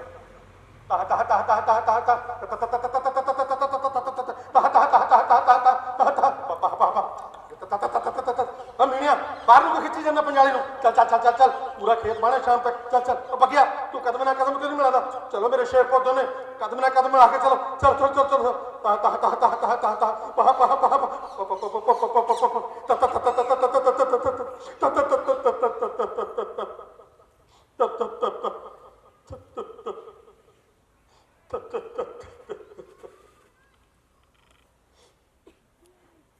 ਬਾਰਾਂ ਸਾਲਾਂ ਦਾ ਸੀ ਜਦੋਂ ਮਿੱਟੀ ਨਾਲ ਮਿੱਟੀ ਹੋਣ ਲਈ ਮਜਬੂਰ ਹੋ ਗਿਆ ਸੀ। ਬੜਾ ਕੁਝ ਦੇਖਿਆ ਬਾਊ, ਬੜਾ ਕੁਝ ਦੇਖਿਆ। ਬਾਪੇ ਦੀ ਮੌਤ, ਭੈਣਾਂ ਦੇ ਵਿਆਹ, ਤੇ ਫਿਰ ਮੇਰੀ ਬੀਬੀ ਨੇ ਮੇਰਾ ਵਿਆਹ ਕਰਤਾ। ਬੀਬੀ ਨੂੰ ਘਰ ਸੁਣਨਾ ਲੱਗਦਾ ਸੀ। ਘਰੇ ਸਿਮਰ ਕੌਰ ਆ ਗਈ, ਘਰ ਚ ਰੌਣਕ ਹੋ ਗਈ, 2 ਜਵਾਕ ਹੋਏ। ਬਹੁਤ ਕੁਝ ਦੇਖਿਆ, ਬਹੁਤ ਕੁਝ। ਫਿਰ ਬਾਊ, ਤੈਨੂੰ ਪਤਾ ਹੀ ਹੈ, ਪੰਜਾਬ ਦੇ ਹਾਲਾਤ ਖਰਾਬ ਹੋ ਗਏ। ਕਾਲੀਆਂ ਲੋਈਆਂ ਗਲੀਆਂ ਦੇ ਵਿੱਚ ਘੁੰਮਣ ਲੱਗ ਪਈਆਂ। ਮੁੰਡੇ ਘਰੋਂ ਖੇਤਾਂ ਨੂੰ ਜਾਂਦੇ, ਘਰ ਨਾ ਮੁੜਦੇ। ਪਤਾ ਨਾ ਲੱਗਦਾ ਕੌਣ ਕਿਹਨੂੰ ਮਾਰ ਰਿਹਾ। ਬੀਬੀ ਬੁੱਢੀ ਹੋ ਗਈ ਸੀ ਤੇ ਹੋਰ ਵੀ ਜ਼ਿਆਦਾ ਫਿਕਰ ਕਰਨ ਲੱਗ ਪਈ ਸੀ। ਪੁੱਤ, ਤੂੰ ਖੇਤਾਂ ਵੱਲ ਨਾ ਜਾਇਆ ਕਰ ਪੁੱਤ, ਫਸਲ ਮਰਦੀ ਤੇ ਮਰ ਜਾਏ ਪੁੱਤ, ਤੂੰ ਮੇਰਾ ਕੱਲਾ ਕੱਲਾ ਹੀ ਹੈ। ਪਤਾ ਨਹੀਂ ਲੱਗਦਾ ਕਦ ਕਿਹਨੂੰ ਚੁੱਕ ਕੇ ਲੈ ਜਾਣ ਤੇ ਗੋਲੀ ਮਾਰ ਦੇਣ। ਪੁੱਤ, ਤੂੰ ਘਰੇ ਰਿਹਾ ਕਰ। ਦੇਖ, ਨਵੀਂ ਆਈ ਬਹੂ ਵੀ ਫਿਕਰ ਕਰਦੀ ਹੈ। ਤੂੰ ਖੇਤਾਂ ਨੂੰ ਨਾ ਜਾਇਆ ਕਰ ਪੁੱਤ, ਘਰੇ ਰਿਹਾ ਕਰ। ਤੇ ਫਿਰ ਇੱਕ ਦਿਨ ਬੀਬੀ ਵੀ ਸਾਥ ਛੱਡ ਗਈ, ਤੁਰ ਗਈ ਸਾਨੂੰ ਇਕੱਲੇ ਛੱਡ ਕੇ। ਸਮਾਂ ਲੰਘਿਆ, 2 ਜਵਾਕ ਹੋਏ, ਮੁੰਡਾ ਹੋਇਆ, ਕੁੜੀ ਹੋਈ। ਸਭ ਕੁਝ ਦੇਖਿਆ ਬਾਈ, ਸਭ ਕੁਝ ਦੇਖਿਆ। 71 ਵੀ ਦੇਖੀ, 84 ਵੀ ਦੇਖੀ, ਬਹੁਤ ਕੁਝ ਦੇਖਿਆ। ਪਰ ਅਸੀਂ ਬਖਤਾਵਰ ਸਿੰਘਾਂ ਤੇ ਸਿਮਰ ਕੌਰਾਂ ਨੇ ਆਪਣਾ ਧਰਮ ਨਹੀਂ ਛੱਡਿਆ। ਸਾਡਾ ਧਰਮ ਖੇਤੀ ਕਰਨਾ, ਖੇਤਾਂ 'ਚ ਫਸਲ ਪੈਦਾ ਕਰਨੀ। ਅਸੀਂ ਇਹ ਧਰਮ ਕਦੇ ਨਹੀਂ ਛੱਡਿਆ। ਕੁਛ ਵੀ ਹੋ ਜਾਏ, ਮੀਂਹ ਜਾਵੇ, ਹਨੇਰੀ ਜਾਵੇ, ਅਸੀਂ ਕਦੀ ਹਾਰੇ ਨਹੀਂ, ਥੱਕੇ ਨਹੀਂ। ਖੇਤਾਂ 'ਚ ਫਸਲਾਂ ਪੈਦਾ ਕਰਦਾ ਰਹੇ। ਤੇ ਤੁਸੀਂ, ਤੇਰੇ ਬੰਦੇ ਕਿਹੋ ਜਿਹੇ ਨੇ? ਤੁਹਾਡੇ ਦਫ਼ਤਰਾਂ 'ਚ ਬੈਠੇ ਸਰਕਾਰੀ ਬੰਦੇ ਕਹਿੰਦੇ ਆਖੇ ਖਜ਼ਾਨਾ ਖਾਲੀ ਹੈ, ਹਾਲਾਤ ਖਰਾਬ ਹੈ, ਹਾਲੇ ਅਸੀਂ ਕੁਝ ਕਰ ਨਹੀਂ ਸਕਦੇ। ਜਦੋਂ ਖਜ਼ਾਨਾ ਭਰ ਜੂ, ਹਾਲਾਤ ਠੀਕ ਹੋ ਜੂਗੇ, ਉਦੋਂ ਕੁਝ ਕਰਾਂਗੇ ਨਾ। ਉਦੋਂ ਤੱਕ ਫੇਰ ਕੀ ਕਰਨਾ ਹੈ? ਫਿਰ ਤੁਹਾਡੀਆਂ ਗੱਡੀਆਂ ਹੂਟਰ ਮਾਰਦੀਆਂ, ਸੜਕਾਂ ਗਲੀਆਂ 'ਚ ਕਿਉਂ ਤੁਰੀਆਂ ਫਿਰਦੀਆਂ? ਜਦੋਂ ਤੁਸੀਂ ਕਰ ਹੀ ਕੁਝ ਨਹੀਂ ਸਕਦੇ, ਸਾਲੀਆਂ ਨੂੰ ਕਿਸੇ ਬਾੜੇ 'ਚ ਖੜੀਆਂ ਕਰ ਦਿਓ। ਜਦ ਤੁਸੀਂ ਕਰਨਾ ਹੀ ਸਾਡੇ ਲਈ ਕੁਝ ਨਹੀਂ, ਫਿਰ ਤੁਹਾਡੀ ਸਰਦਾਰੀ ਅਸੀਂ ਕਾਹਦੇ ਲਈ ਮੰਨਦੇ ਫਿਰੀਏ? ਕਾਹਦੇ ਲਈ ਤੁਹਾਡੇ ਅੱਗੇ ਗੜਗੜਾਉਂਦੇ ਫਿਰੀਏ? ਅਸੀਂ ਤਾਂ ਨਹੀਂ ਏਦਾਂ ਕਰਦੇ। ਮੀਂਹ ਜਾਵੇ, ਹਨੇਰੀ ਜਾਵੇ, ਅਸੀਂ ਆਪਣਾ ਸੀਨਾ ਢਾਹ ਕੇ ਰੱਖਦੇ ਆ। ਕਦੀ ਹਟਦੇ ਨਹੀਂ, ਕਦੀ ਪਿੱਛੇ ਨਹੀਂ ਹੁੰਦੇ। ਭਾਵੇਂ ਮੀਂਹ ਹੋ ਜਾਏ, ਚਿੱਕੜ ਹੋ ਜਾਏ, ਫਿਰ ਵੀ ਖੇਤਾਂ ਜਾ ਕੇ ਫਸਲ ਦੀ ਰਾਖੀ ਕਰਦੇ ਆ, ਦੇਖਦੇ ਆ। ਫਿਰ ਸਿਆਣਾ ਕੌਣ ਹੋਇਆ? ਜ਼ਿੰਮੇਵਾਰ ਕੌਣ ਹੋਇਆ? ਅਗਰ ਜੱਟ ਮਰਿਆ ਨਾ ਜਾਣੀਏ, ਜਦ ਤੱਕ ਵੱਢ ਕੇ ਵਿਚਾਲੇ ਇੱਟ ਨਾ ਧਰਦੀ ਅੱਲਾ। ਇਹ ਤਾਂ ਸਾਨੂੰ ਫੂਕ ਛਕਾਉਣ ਵਾਲੀ ਗੱਲ ਹੋ ਗਈ। ਜੱਟ ਕੋ ਕਮਲੇ ਹੁੰਦੇ ਆ, ਕਬੀਲਦਾਰ ਹੁੰਦੇ ਆ, ਧੀਆਂ ਪੁੱਤਾਂ ਵਾਲੇ ਹੁੰਦੇ ਆ, ਸਾਰਾ ਕੁਝ ਕਰਦੇ ਆ। ਧੀਆਂ ਪੁੱਤਾਂ ਦਾ ਦੁੱਖ ਸੁੱਖ ਵੀ ਦੇਖਦੇ ਆ, ਸਾਰਾ ਕੁਝ ਦੇਖਦੇ ਆ। ਤੁਸੀਂ ਕੀ ਕਰਦੇ ਹੋ? ਜੇ ਅਸੀਂ ਵੀ ਤੁਹਾਡੀ ਤਰ੍ਹਾਂ ਸੋਚਣ ਲੱਗ ਪਈਏ, ਫਿਰ ਅਸੀਂ ਵੀ ਕਈ ਵਾਰੀ ਇੱਦਾਂ ਫਸ ਜਾਂਦੇ ਆ। ਖੇਤਾਂ 'ਚ ਝੋਨਾ ਲੱਗਾ ਹੁੰਦਾ, ਬਿਜਲੀ ਆਉਣੀ ਬੰਦ ਹੋ ਜਾਂਦੀ ਹੈ, 6-6 ਦਿਨ ਮੀਂਹ ਨਹੀਂ ਪੈਂਦਾ, ਖੇਤਾਂ ਦੇ ਵਿੱਚ ਝੋਨਾ ਸੁੱਕਣ ਲੱਗ ਪੈਂਦਾ। ਫਿਰ ਜੇ ਅਸੀਂ ਵੀ ਇਹਨਾਂ ਨੂੰ ਸੋਚਣ ਲੱਗ ਪਈਏ ਵੀ ਹਾਲਾਤ ਠੀਕ ਨਹੀਂ ਹੈ, ਜਦੋਂ ਠੀਕ ਹੋਊਗੇ ਉਦੋਂ ਦੇਖੀ ਜਾਊ, ਜਦ ਤੱਕ ਬਹਿ ਜਾਓ ਚੁੱਪ ਕਰਕੇ, ਚੌਕੜੀ ਮਾਰ ਕੇ, ਜਦ ਮੀਂਹ ਪਊਗਾ ਦੇਖੀ ਜਾਊ, ਜਦ ਬਿਜਲੀ ਆਊ ਦੇਖੀ ਜਾਊ, ਝੋਨਾ ਸੁੱਕਦਾ ਸੁੱਕ ਜੇ। ਕਰਦੇ ਏਦਾਂ ਆਪਾਂ? ਨਹੀਂ ਕਰਦੇ। ਅਸੀਂ ਮਹਿੰਗੇ ਭਾਅ ਦਾ ਡੀਜ਼ਲ ਖਰੀਦ ਕੇ ਇੰਜਣ ਜੋੜ ਲੈਂਦੇ ਆ, ਪਰ ਝੋਨਾ ਸੁੱਕਾ ਨਹੀਂ ਰਹਿਣ ਦਿੰਦੇ। ਕਾਹਤੋਂ ਭਲਾ? ਕਾਹਤੋਂ ਕਰਦੇ ਏਦਾਂ? ਕਮਲੇ ਆ ਹੀ? ਕਦੀ ਸੋਚਿਆ ਬਾਊ ਵੀ ਅਸੀਂ ਏਦਾਂ ਕਾਹਤੇ ਕਰਦੇ ਆ? ਕਦੀ ਸੋਚਿਆ? ਇਸ ਕਰਕੇ ਕਿਉਂਕਿ ਖੇਤਾਂ 'ਚ ਖੜੀ ਫਸਲ ਨੂੰ ਅਸੀਂ ਆਪਣੀ ਔਲਾਦ ਸਮਝਦੇ ਹਾਂ। ਔਲਾਦ, ਫਿਰ ਔਲਾਦ ਨੂੰ ਭੁੱਖੀ ਕਿੱਦਾਂ ਮਰਨ ਦਈਏ? ਔਲਾਦ ਨੂੰ ਪਿਆਸੀ ਕਿੱਦਾਂ ਮਰਨ ਦਈਏ? ਜਿਹੜਾ ਚਾਵਾਂ ਨਾਲ ਪੀ ਕੇ ਰਿਹਾ ਸੀ, ਉਹਨੂੰ ਸੁੱਕਾ ਕਿੱਦਾਂ ਜਾਣ ਦਈਏ? ਜ਼ਿੰਮੇਵਾਰ ਬੰਦੇ ਆ।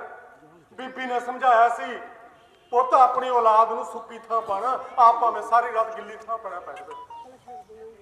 ਖੇਤਾਂ 'ਚ ਇਹਨਾਂ ਲਈ ਹੋਊਗਾ ਕਣਕ, ਇਹਨਾਂ ਲਈ ਹੋਊਗੀ ਮੱਕੀ, ਇਹਨਾਂ ਲਈ ਹੋਊਗਾ ਝੋਨਾ, ਸਾਡੇ ਲਈ ਨਹੀਂ ਹੈ। ਸਾਡੇ ਲਈ ਤਾਂ ਖੇਤਾਂ ਵਿੱਚ ਸਾਡੇ ਧੀਆਂ ਪੁੱਤ ਖੜੇ ਨੇ, ਧੀਆਂ ਪੁੱਤ। ਅਸੀਂ ਮਾਈ ਬਾਪ ਬਣ ਕੇ ਜ਼ਿੰਮੇਵਾਰੀ ਨਿਭਾਉਂਦੇ ਆ ਵੀ ਧੀ ਪੁੱਤ ਦਾ ਖਿਆਲ ਰੱਖਣਾ ਖੇਤਾਂ 'ਚ। ਐਵੇਂ ਨਹੀਂ ਅਸੀਂ ਸਵੇਰੇ ਸ਼ਾਮੀ ਗੇੜਾ ਮਾਰਦੇ ਖੇਤਾਂ ਨੂੰ। ਤੁਹਾਨੂੰ ਨਹੀਂ ਸਮਝ ਆਉਂਦੀ ਬਹੂ, ਤੁਹਾਨੂੰ ਨਹੀਂ ਸਮਝ ਆਉਂਦੀ।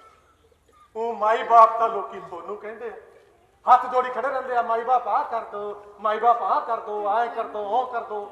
ਤੇ ਕਰਦੇ ਕਾਹਤੋਂ ਨਹੀਂ?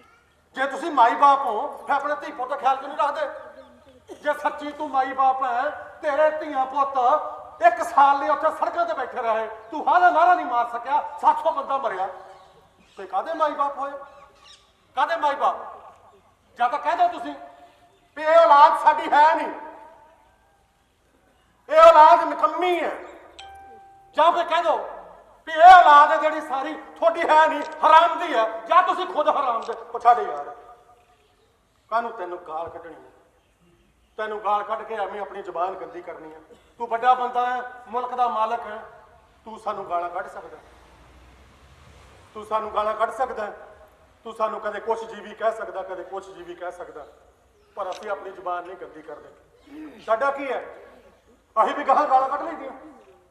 ਅਸੀਂ ਵਿਚਾਰੇ ਵਿਹੜੇ ਵਾਲਿਆਂ ਨੂੰ ਕੱਢ ਲੈਂਦੇ ਆ, ਵਿਹੜੇ ਵਾਲੇ ਸਾਡੇ ਨਾਲ ਮਿਲ ਕੇ ਭਈਆਂ ਨੂੰ ਕੱਢ ਲੈਂਦੇ ਆ, ਭਈਏ ਗਾਹਾਂ ਆਪਣੀਆਂ ਤੀਵੀਆਂ ਨੂੰ ਕੱਢ ਲੈਂਦੇ ਆ, ਤੀਵੀਆਂ ਗਾਹਾਂ ਜਵਾਕਾਂ ਨੂੰ ਕੱਢ ਲੈਂਦੀਆਂ, ਜਿਹੜੇ ਜਵਾਕ ਬੜੇ ਹੁੰਦੇ ਆ ਉਹ ਛੋਟਿਆਂ ਨੂੰ ਕੱਢ ਲੈਂਦੇ ਆ। ਗਾਲ ਤਾਂ ਇਦਾਂ ਹੀ ਆ, ਹਮੇਸ਼ਾ ਆਪ ਤੋਂ ਛੋਟੇ ਤੇ ਬਰੂ ਜਦ ਮਰਜੀ ਦੇਖ। ਬਾਹੂ ਤੂੰ ਐ ਸਮਝ ਲੈ ਵੀ ਅਸੀਂ ਆ ਗਿੱਲੇ ਹੱਥਾਂ ਦੇ ਵਿੱਚ ਰੇਤਾ ਸੰਭਾਲਿਆ ਹੋਇਆ, ਪਰ ਕਿਰਨ ਨਹੀਂ ਦਿੱਤਾ ਕਦੇ, ਚਾਹੇ ਕੁਝ ਵੀ ਹੋ ਜਾਏ। ਬਸ ਗੱਲ ਸਾਰੀ ਇਹ ਹੈ ਕਿ ਸਾਡੀ ਕਦਰ ਨਹੀਂ ਪਈ, ਕਦੇ ਵੀ ਨਹੀਂ ਪਈ।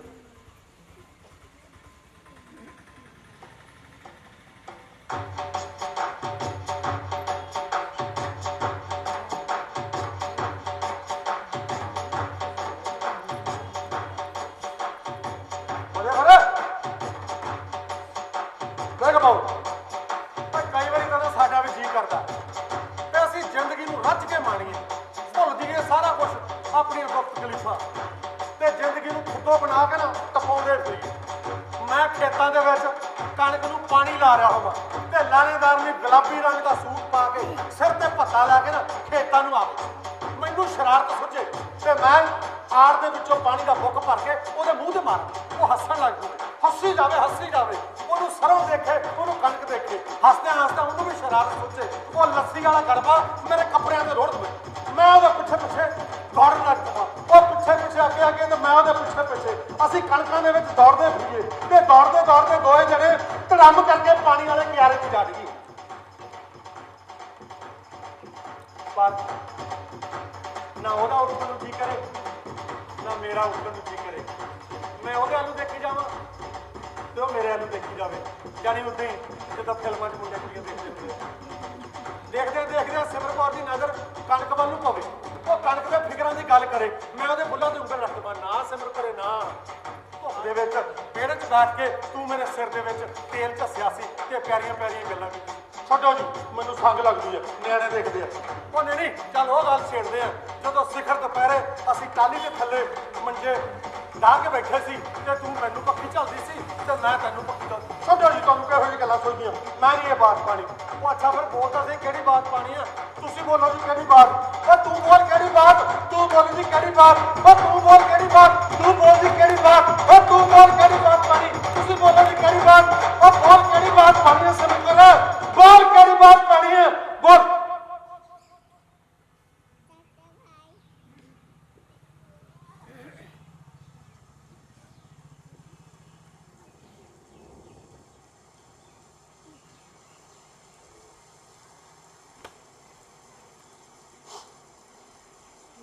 बात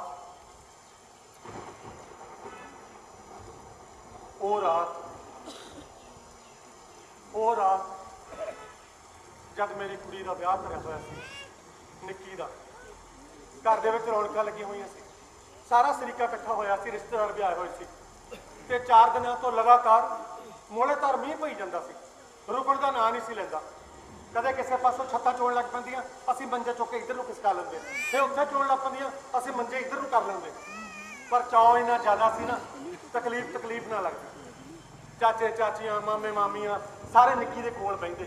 ਨਿੱਕੀ ਨੇ ਹੱਥਾਂ ਤੇ ਮਹਿੰਦੀ ਲਾਈ ਹੋਈ ਸੀ, ਬਹੁਤ ਗੂੜਾ ਰੰਗ ਚੜਿਆ ਹੋਇਆ ਸੀ, ਲਾਲ ਰੰਗ ਦਾ ਚੂੜਾ ਪਾਇਆ ਹੋਇਆ ਸੀ। ਗੁੱਛ-ਗੁੱਛ ਹੋ ਕੇ ਮੰਜੇ ਤੇ ਬੈਠੀ ਸੀ, ਸਾਰਿਆਂ ਦੀਆਂ ਝੇਡਾਂ ਸ਼ਰਾਰਤਾਂ ਸੁਣ ਕੇ ਸੰਗੀ ਜਾਂਦੀ। ਕਦੇ ਕਦੇ ਆਪਣੇ ਪਾਲੀ ਵੀਰੇ ਨੂੰ ਆਪਣੇ ਕੋਲ ਬਿਠਾ ਲੈਂਦੀ ਤੇ ਮੱਤਾਂ ਦੇਣ ਲੱਗ ਪੈਂਦੀ। ਪਾਲੀ ਵੀਰੇ ਦੇਖ, ਮੈਂ ਤਾਂ ਹੁਣ ਚਲੇ ਜਾਣਾ, ਮੰਮੀ ਡੈਡੀ ਨੇ ਇਕੱਲੇ ਰਹਿ ਜਾਣਾ, ਤੂੰ ਬਹੁਤਾ ਆਪਣੇ ਆੜੀਆਂ ਨਾਲ ਨਾ ਖੇਡੀ ਨਾ ਜਾਈਂ, ਮੰਮੀ ਡੈਡੀ ਦੇ ਕੋਲ ਬੈਠਿਆ ਕਰੀ, ਉਹਨਾਂ ਨਾਲ ਗੱਲਾਂ ਕਰਿਆ ਕਰੀ। ਅਸੀਂ ਨਿੱਕੀ ਧੀ ਵੱਲੋਂ ਦੇਖਦੇ ਤੇ ਸੋਚਦੇ ਕੁੜੀਆਂ ਕਿੰਨੀ ਛੇਤੀ ਸਿਆਣੀਆਂ ਹੋ ਜਾਂਦੀਆਂ ਨਾ। ਸਾਰਿਆਂ ਨੂੰ ਬੜਾ ਚਾਅ ਚੜਿਆ ਹੋਇਆ ਸੀ ਕਿ ਅਚਾਨਕ ਬਾਹਰ ਰੌਲਾ ਸੁਣਾਈ ਦਿੱਤਾ। ਕਿਸੇ ਨੇ ਆ ਕੇ ਦੱਸਿਆ ਕਿ ਪਾਲੀ ਦੇ ਚਾਚੇ ਦਾ ਖੇਤਾਂ ਵਿੱਚ ਜਿਹੜਾ ਕੋਠਾ ਛੱਤਿਆ ਹੋਇਆ, ਉਹ ਮੀਂਹ ਨਾਲ ਕੋਠਾ ਢਹਿ ਗਿਆ।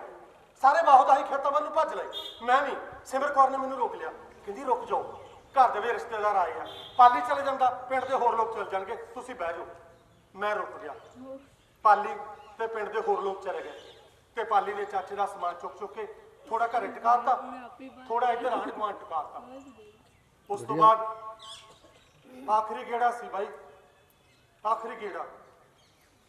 ਪਾਲੀ ਨੇ ਸਿਰ ਦੇ ਉੱਤੇ ਭਾਰਾ ਟਰੰਕ ਚੁੱਕਿਆ ਹੋਇਆ ਸੀ, ਸਾਰਿਆਂ ਤੋਂ ਪਿੱਛੇ ਪਿੱਛੇ ਆ ਰਿਹਾ ਸੀ। ਜਦੋਂ ਨਿਆਈ ਵਾਲੇ ਖੇਤਾਂ ਕੋਲ ਪਹੁੰਚਿਆ ਤਾਂ ਅਚਾਨਕ ਖੰਭੇ ਤੇ ਲਟਕਦੀਆਂ ਟੁੱਟੀਆਂ ਤਾਰਾਂ ਦੇ ਵਿੱਚ ਭੜਾਕਾ ਪਿਆ ਤੇ ਬਿਜਲੀ ਮੇਰੇ ਪਾਲੀ ਪੁੱਤ ਦੇ ਸਿਰ ਤੇ ਅੜ ਗਈ। ਮੇਰਾ ਪਾਲੀ ਪੁੱਤ ਪਾਣੀ ਵਾਲੇ ਕਿਆਰੇ 'ਚ ਜੜ ਗਿਆ। ਮੇਰਾ ਪਾਲੀ ਉਸ ਦਿਨ ਲਾਸ਼ ਬਣ ਕੇ ਮੋੜਿਆ ਸੀ, ਲਾਸ਼ ਬਣ ਕੇ। ਉਹ ਗੇੜਾ ਮੇਰੇ ਪਾਲੀ ਪੁੱਤ ਦਾ ਆਖਰੀ ਗੇੜਾ ਬਣ ਗਿਆ ਸੀ। ਸਿਮਰ ਕੌਰ ਨੂੰ ਗਸ਼ੀ ਪੈ ਗਈ ਤੇ ਨਿੱਕੀ ਨੇ ਦੁਹੱਥੜਾ ਮਾਰ ਕੇ ਆਪਣਾ ਸਾਰਾ ਚੂੜਾ ਭੰਨ ਦਿੱਤਾ। ਰਿਸ਼ਤੇਦਾਰਾਂ ਨੂੰ ਸਮਝ ਨਾ ਆਵੇ ਕਿ ਆਪਣਾ ਰੋਣਾ ਰੋਕੀਏ ਜਾਂ ਇਹਨਾਂ ਨੂੰ ਚੁੱਪ ਕਰਾਈਏ। ਤੇ ਆਪਣੇ ਪਾਲੀ ਪੁੱਤ ਦੀ ਲਾਸ਼ ਕੋਲ ਬੈਠਿਆ ਅਚਾਨਕ ਮੇਰੀ ਨਜ਼ਰ ਕੰਧ ਤੇ ਲੱਗੇ ਆਪਣੇ ਬਾਪੂ ਦੀ ਤਸਵੀਰ ਵੱਲ ਮੁੜ ਗਈ ਤੇ ਮੇਰੇ ਤੋਂ ਪੁੱਛ ਹੋ ਗਿਆ, ਬਾਪੂ ਤੂੰ ਇਸ ਦੇਸ਼ ਦੀ ਖਾਤਰ 18 ਸਾਲ ਸਰਹੱਦ ਤੇ ਲੜਿਆ, 18 ਸਾਲ। ਫਿਰ ਤੇਰੇ ਪਿੰਡ ਦੀਆਂ ਤਾਰਾਂ ਹਾਲੇ ਤੱਕ ਨੰਗੀਆਂ ਤੇ ਢਿੱਲੀਆਂ ਕਿਉਂ ਨੇ? ਮੈਂ ਜਾਣਦਾ ਸੀ ਜੇ ਬਾਪੂ ਜਿਉਂਦਾ ਵੀ ਹੁੰਦਾ ਉਹਨੇ ਜਵਾਬ ਨਹੀਂ ਸੀ ਦੇਣਾ। ਫੌਜੀਆਂ ਨੂੰ ਇਜਾਜ਼ਤ ਨਹੀਂ ਹੁੰਦੀ ਕਿ ਉਹ ਜਵਾਬ ਦੇ। ਮੇਰਾ ਪਾਲੀ, ਮੇਰੀ ਲਾਡੋ ਰਾਣੀ ਨਿੱਕੀ ਧੀ ਦਾ ਲਾਡਲਾ ਪਾਲੀ ਦੁਨੀਆ ਤੋਂ ਤੁਰ ਗਿਆ ਸੀ, ਦੁਨੀਆ ਤੋਂ ਤੁਰ ਗਿਆ। ਘਰ ਦੇ ਵਿੱਚ ਪਈ ਪੁੱਤ ਦੀ ਲਾਸ਼, ਉੱਤੋਂ ਵਰਦਾ ਮੀਂਹ ਤੇ ਅਗਲੇ ਦਿਨ ਬੂਹੇ ਟੁਕਣੀ ਹੈ ਜੰਨ। ਇਹਨਾਂ ਬਖਤਾਵਰਾਂ ਦਾ ਜਿਗਰਾ ਦੇਖ ਬਹੁ। ਅਗਲੇ ਦਿਨ ਵਰਦੇ ਮੀਂਹ ਦੇ ਵਿੱਚ ਗਿੱਲਾ ਸੁੱਕਾ ਬਾਲਣ ਇਕੱਠਾ ਕਰਕੇ ਆਪਣੇ ਪੁੱਤ ਦੀ ਲਾਸ਼ ਵੀ ਕਿਉਂਟੀ, ਆਪਣੀ ਧੀ ਦਾ ਡੋਲਾ ਵੀ ਤੋਰਿਆ, ਬਣਦੇ ਸਰਦੇ ਸਗਨ ਵੀ ਕੀਤੇ। ਪਰ ਡੋਲੀ 'ਚ ਬਹਿਣ ਲੱਗਿਆ ਕਮਲੀ ਨੇ ਇਹੋ ਜਿਹੀਆਂ ਧਾਹਾਂ ਮਾਰੀਆਂ ਕਿ ਪਿੰਡ ਦੇ ਪਰਲੇ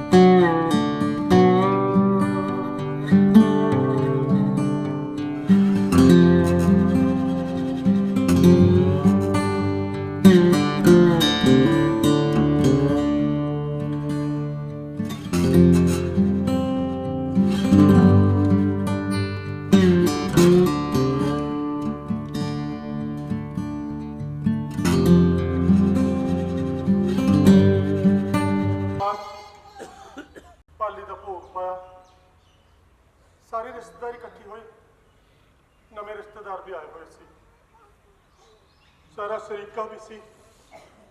ਭਾਈ ਜੀ ਨੇ ਭੋਗ ਪਾਇਆ, ਭੋਗ ਤੋਂ ਬਾਅਦ ਅਰਦਾਸ ਕੀਤੀ ਤੇ ਵਾਹਿਗੁਰੂ ਅੱਗੇ ਬੇਨਤੀ ਕੀਤੀ ਕਿ ਟੱਬਰ ਨੂੰ ਭਾਣਾ ਮੰਨਣ ਦਾ ਬਲ ਬਖਸ਼ੇ। ਫਿਰ ਪਤਾ ਨਹੀਂ ਭਾਈ ਜੀ ਦੇ ਦਿਮਾਗ ਦੇ ਵਿੱਚ ਕੀ ਆਇਆ ਕਿ ਅਚਾਨਕ ਮੇਰਾ ਮੋਢਾ ਫੜ ਕੇ ਮੈਨੂੰ ਉਠਾ ਲਿਆ ਤੇ ਮੈਕ ਦੇ ਸਾਹਮਣੇ ਖੜਾ ਕਰਤਾ ਤੇ ਮੈਨੂੰ ਕਹਿੰਦਾ, ਬਖਤਾਵਰ ਸਿਆਂ, ਆਈ ਸੰਗਤ ਦਾ ਧੰਨਵਾਦ ਕਰ।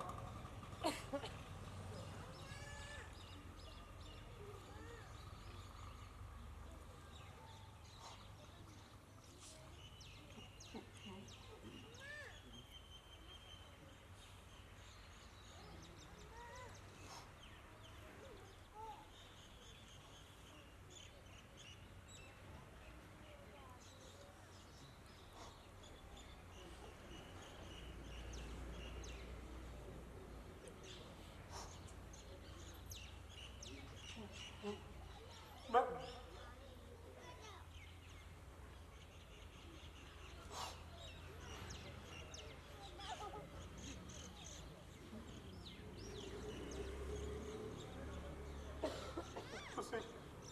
ਤੁਸੀਂ ਸਾਰੇ ਆਏ, ਸਾਡੇ ਦੁੱਖ ਵਿੱਚ ਸ਼ਰੀਕ ਹੋਏ। ਮੈਂ ਛੋਟਾ ਜਿਹਾ ਸੀ ਜਦੋਂ ਮੇਰਾ ਬਾਪੂ ਫੌਜ ਵਿੱਚ ਸੀ। ਫੌਜ ਵਿੱਚੋਂ ਚਿੱਠੀ ਭੇਜਦਾ ਹੁੰਦਾ ਸੀ, ਮੈਂ ਆਪਣੀ ਬੀਬੀ ਨੂੰ ਪੜ੍ਹ ਕੇ ਸੁਣਾਉਂਦਾ ਹੁੰਦਾ ਸੀ। ਕਹਿੰਦਾ ਸੀ ਜਦੋਂ ਅਗਲੀ ਵਾਰੀ ਆਊਂਗਾ ਸਭ ਕੁਝ ਠੀਕ ਕਰ ਦੂੰਗਾ। ਕੁਛ ਤੋਂ ਠੀਕ ਨਹੀਂ ਸੀ ਹੋਇਆ, ਕੁਛ ਵੀ ਠੀਕ ਨਹੀਂ ਹੋਇਆ, ਕੁਛ ਵੀ ਨਹੀਂ। ਹੁਣ ਮੈਨੂੰ ਸੀ ਕਿ ਮੇਰਾ ਪੁੱਤ ਜਵਾਨ ਹੋ ਗਿਆ, ਮਿਲ ਕੇ ਕੁਛ ਕਰਾਂਗੇ। ਇਹ ਵੀ ਤੁਰ ਗਿਆ। ਇਹ ਮੇਰਾ ਪਾਲੀ ਪੁੱਤ, ਇਹਨੂੰ ਪਤਾ ਨਹੀਂ ਪਿਛਲੇ 3-4 ਮਹੀਨਿਆਂ ਨੂੰ ਕੀ ਆਦਤ ਪੈ ਗਈ ਸੀ। ਆਪਣੀ ਜੁੱਤੀ ਜਾਣਬੁੱਝ ਕੇ ਕਿਸੇ ਸੰਦੂਕ ਦੇ ਥੱਲੇ ਜਾਂ ਪੇਟੀ ਦੇ ਥੱਲੇ ਲੁਕੋ ਦਿੰਦਾ ਸੀ ਤੇ ਮੇਰੀ ਜੁੱਤੀ ਪਾ ਲੈਂਦਾ ਸੀ ਜਾਣ ਕੇ। ਹਾਲੇ ਵਿਆਹ ਤੋਂ ਹਫ਼ਤਾ ਪਹਿਲਾਂ 2 ਜੁੱਤੀਆਂ ਲਾ ਕੇ ਆਇਆ ਸੀ, ਇੱਕੋ ਜਿਹੀਆਂ, ਇੱਕੋ ਹੀ ਰੰਗ ਦੀਆਂ, ਇੱਕੋ ਹੀ ਡਿਜ਼ਾਈਨ ਦੀਆਂ। ਮੈਨੂੰ ਕਹਿੰਦਾ, ਡੈਡੀ ਜਦੋਂ ਜੰਗ ਟੁੱਕੂਗੀ ਨਾ, ਆਪਾਂ ਦੋਵੇਂ ਪਿਓ ਪੁੱਤ ਆਹ ਜੁੱਤੀਆਂ ਪਾਵਾਂਗੇ ਤੇ ਜਦੋਂ ਮਿਲਣੀ ਕਰਾਂਗੇ ਆਪਣੀ ਆਪਣੀ, ਸਾਡੇ ਪੈਰਾਂ ਵਿੱਚ ਪਾਈਆਂ ਜੁੱਤੀਆਂ ਚੀਕੂ ਚੀਕੂ ਕਰਨ ਗਈਆਂ, ਚੀਕੂ ਚੀਕੂ।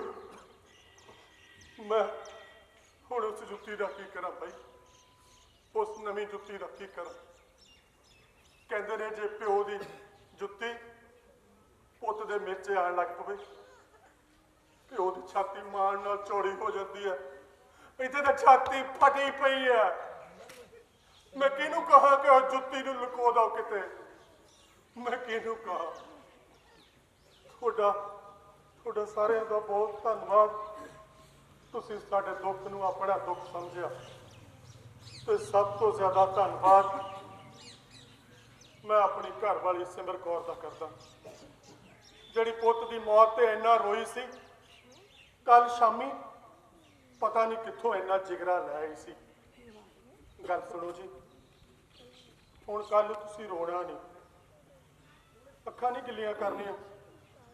ਸਾਰਾ ਸ਼ਰੀਕਾ ਆਇਆ ਹੋ, ਸਾਰੇ ਰਿਸ਼ਤੇਦਾਰ, ਰੋਟੀ ਪਾਣੀ ਦਾ ਵੀ ਦੇਖਣਾ, ਆਏ ਗਏ ਨੂੰ ਵੀ ਦੇਖਣਾ, ਨਵੇਂ ਰਿਸ਼ਤੇਦਾਰ ਵੀ ਆਏ ਹੋਣਗੇ। ਬਸ ਬਹੁਤ ਰੋਲ ਹੈ, ਹੁਣ ਨਹੀਂ ਰੋਣਾ।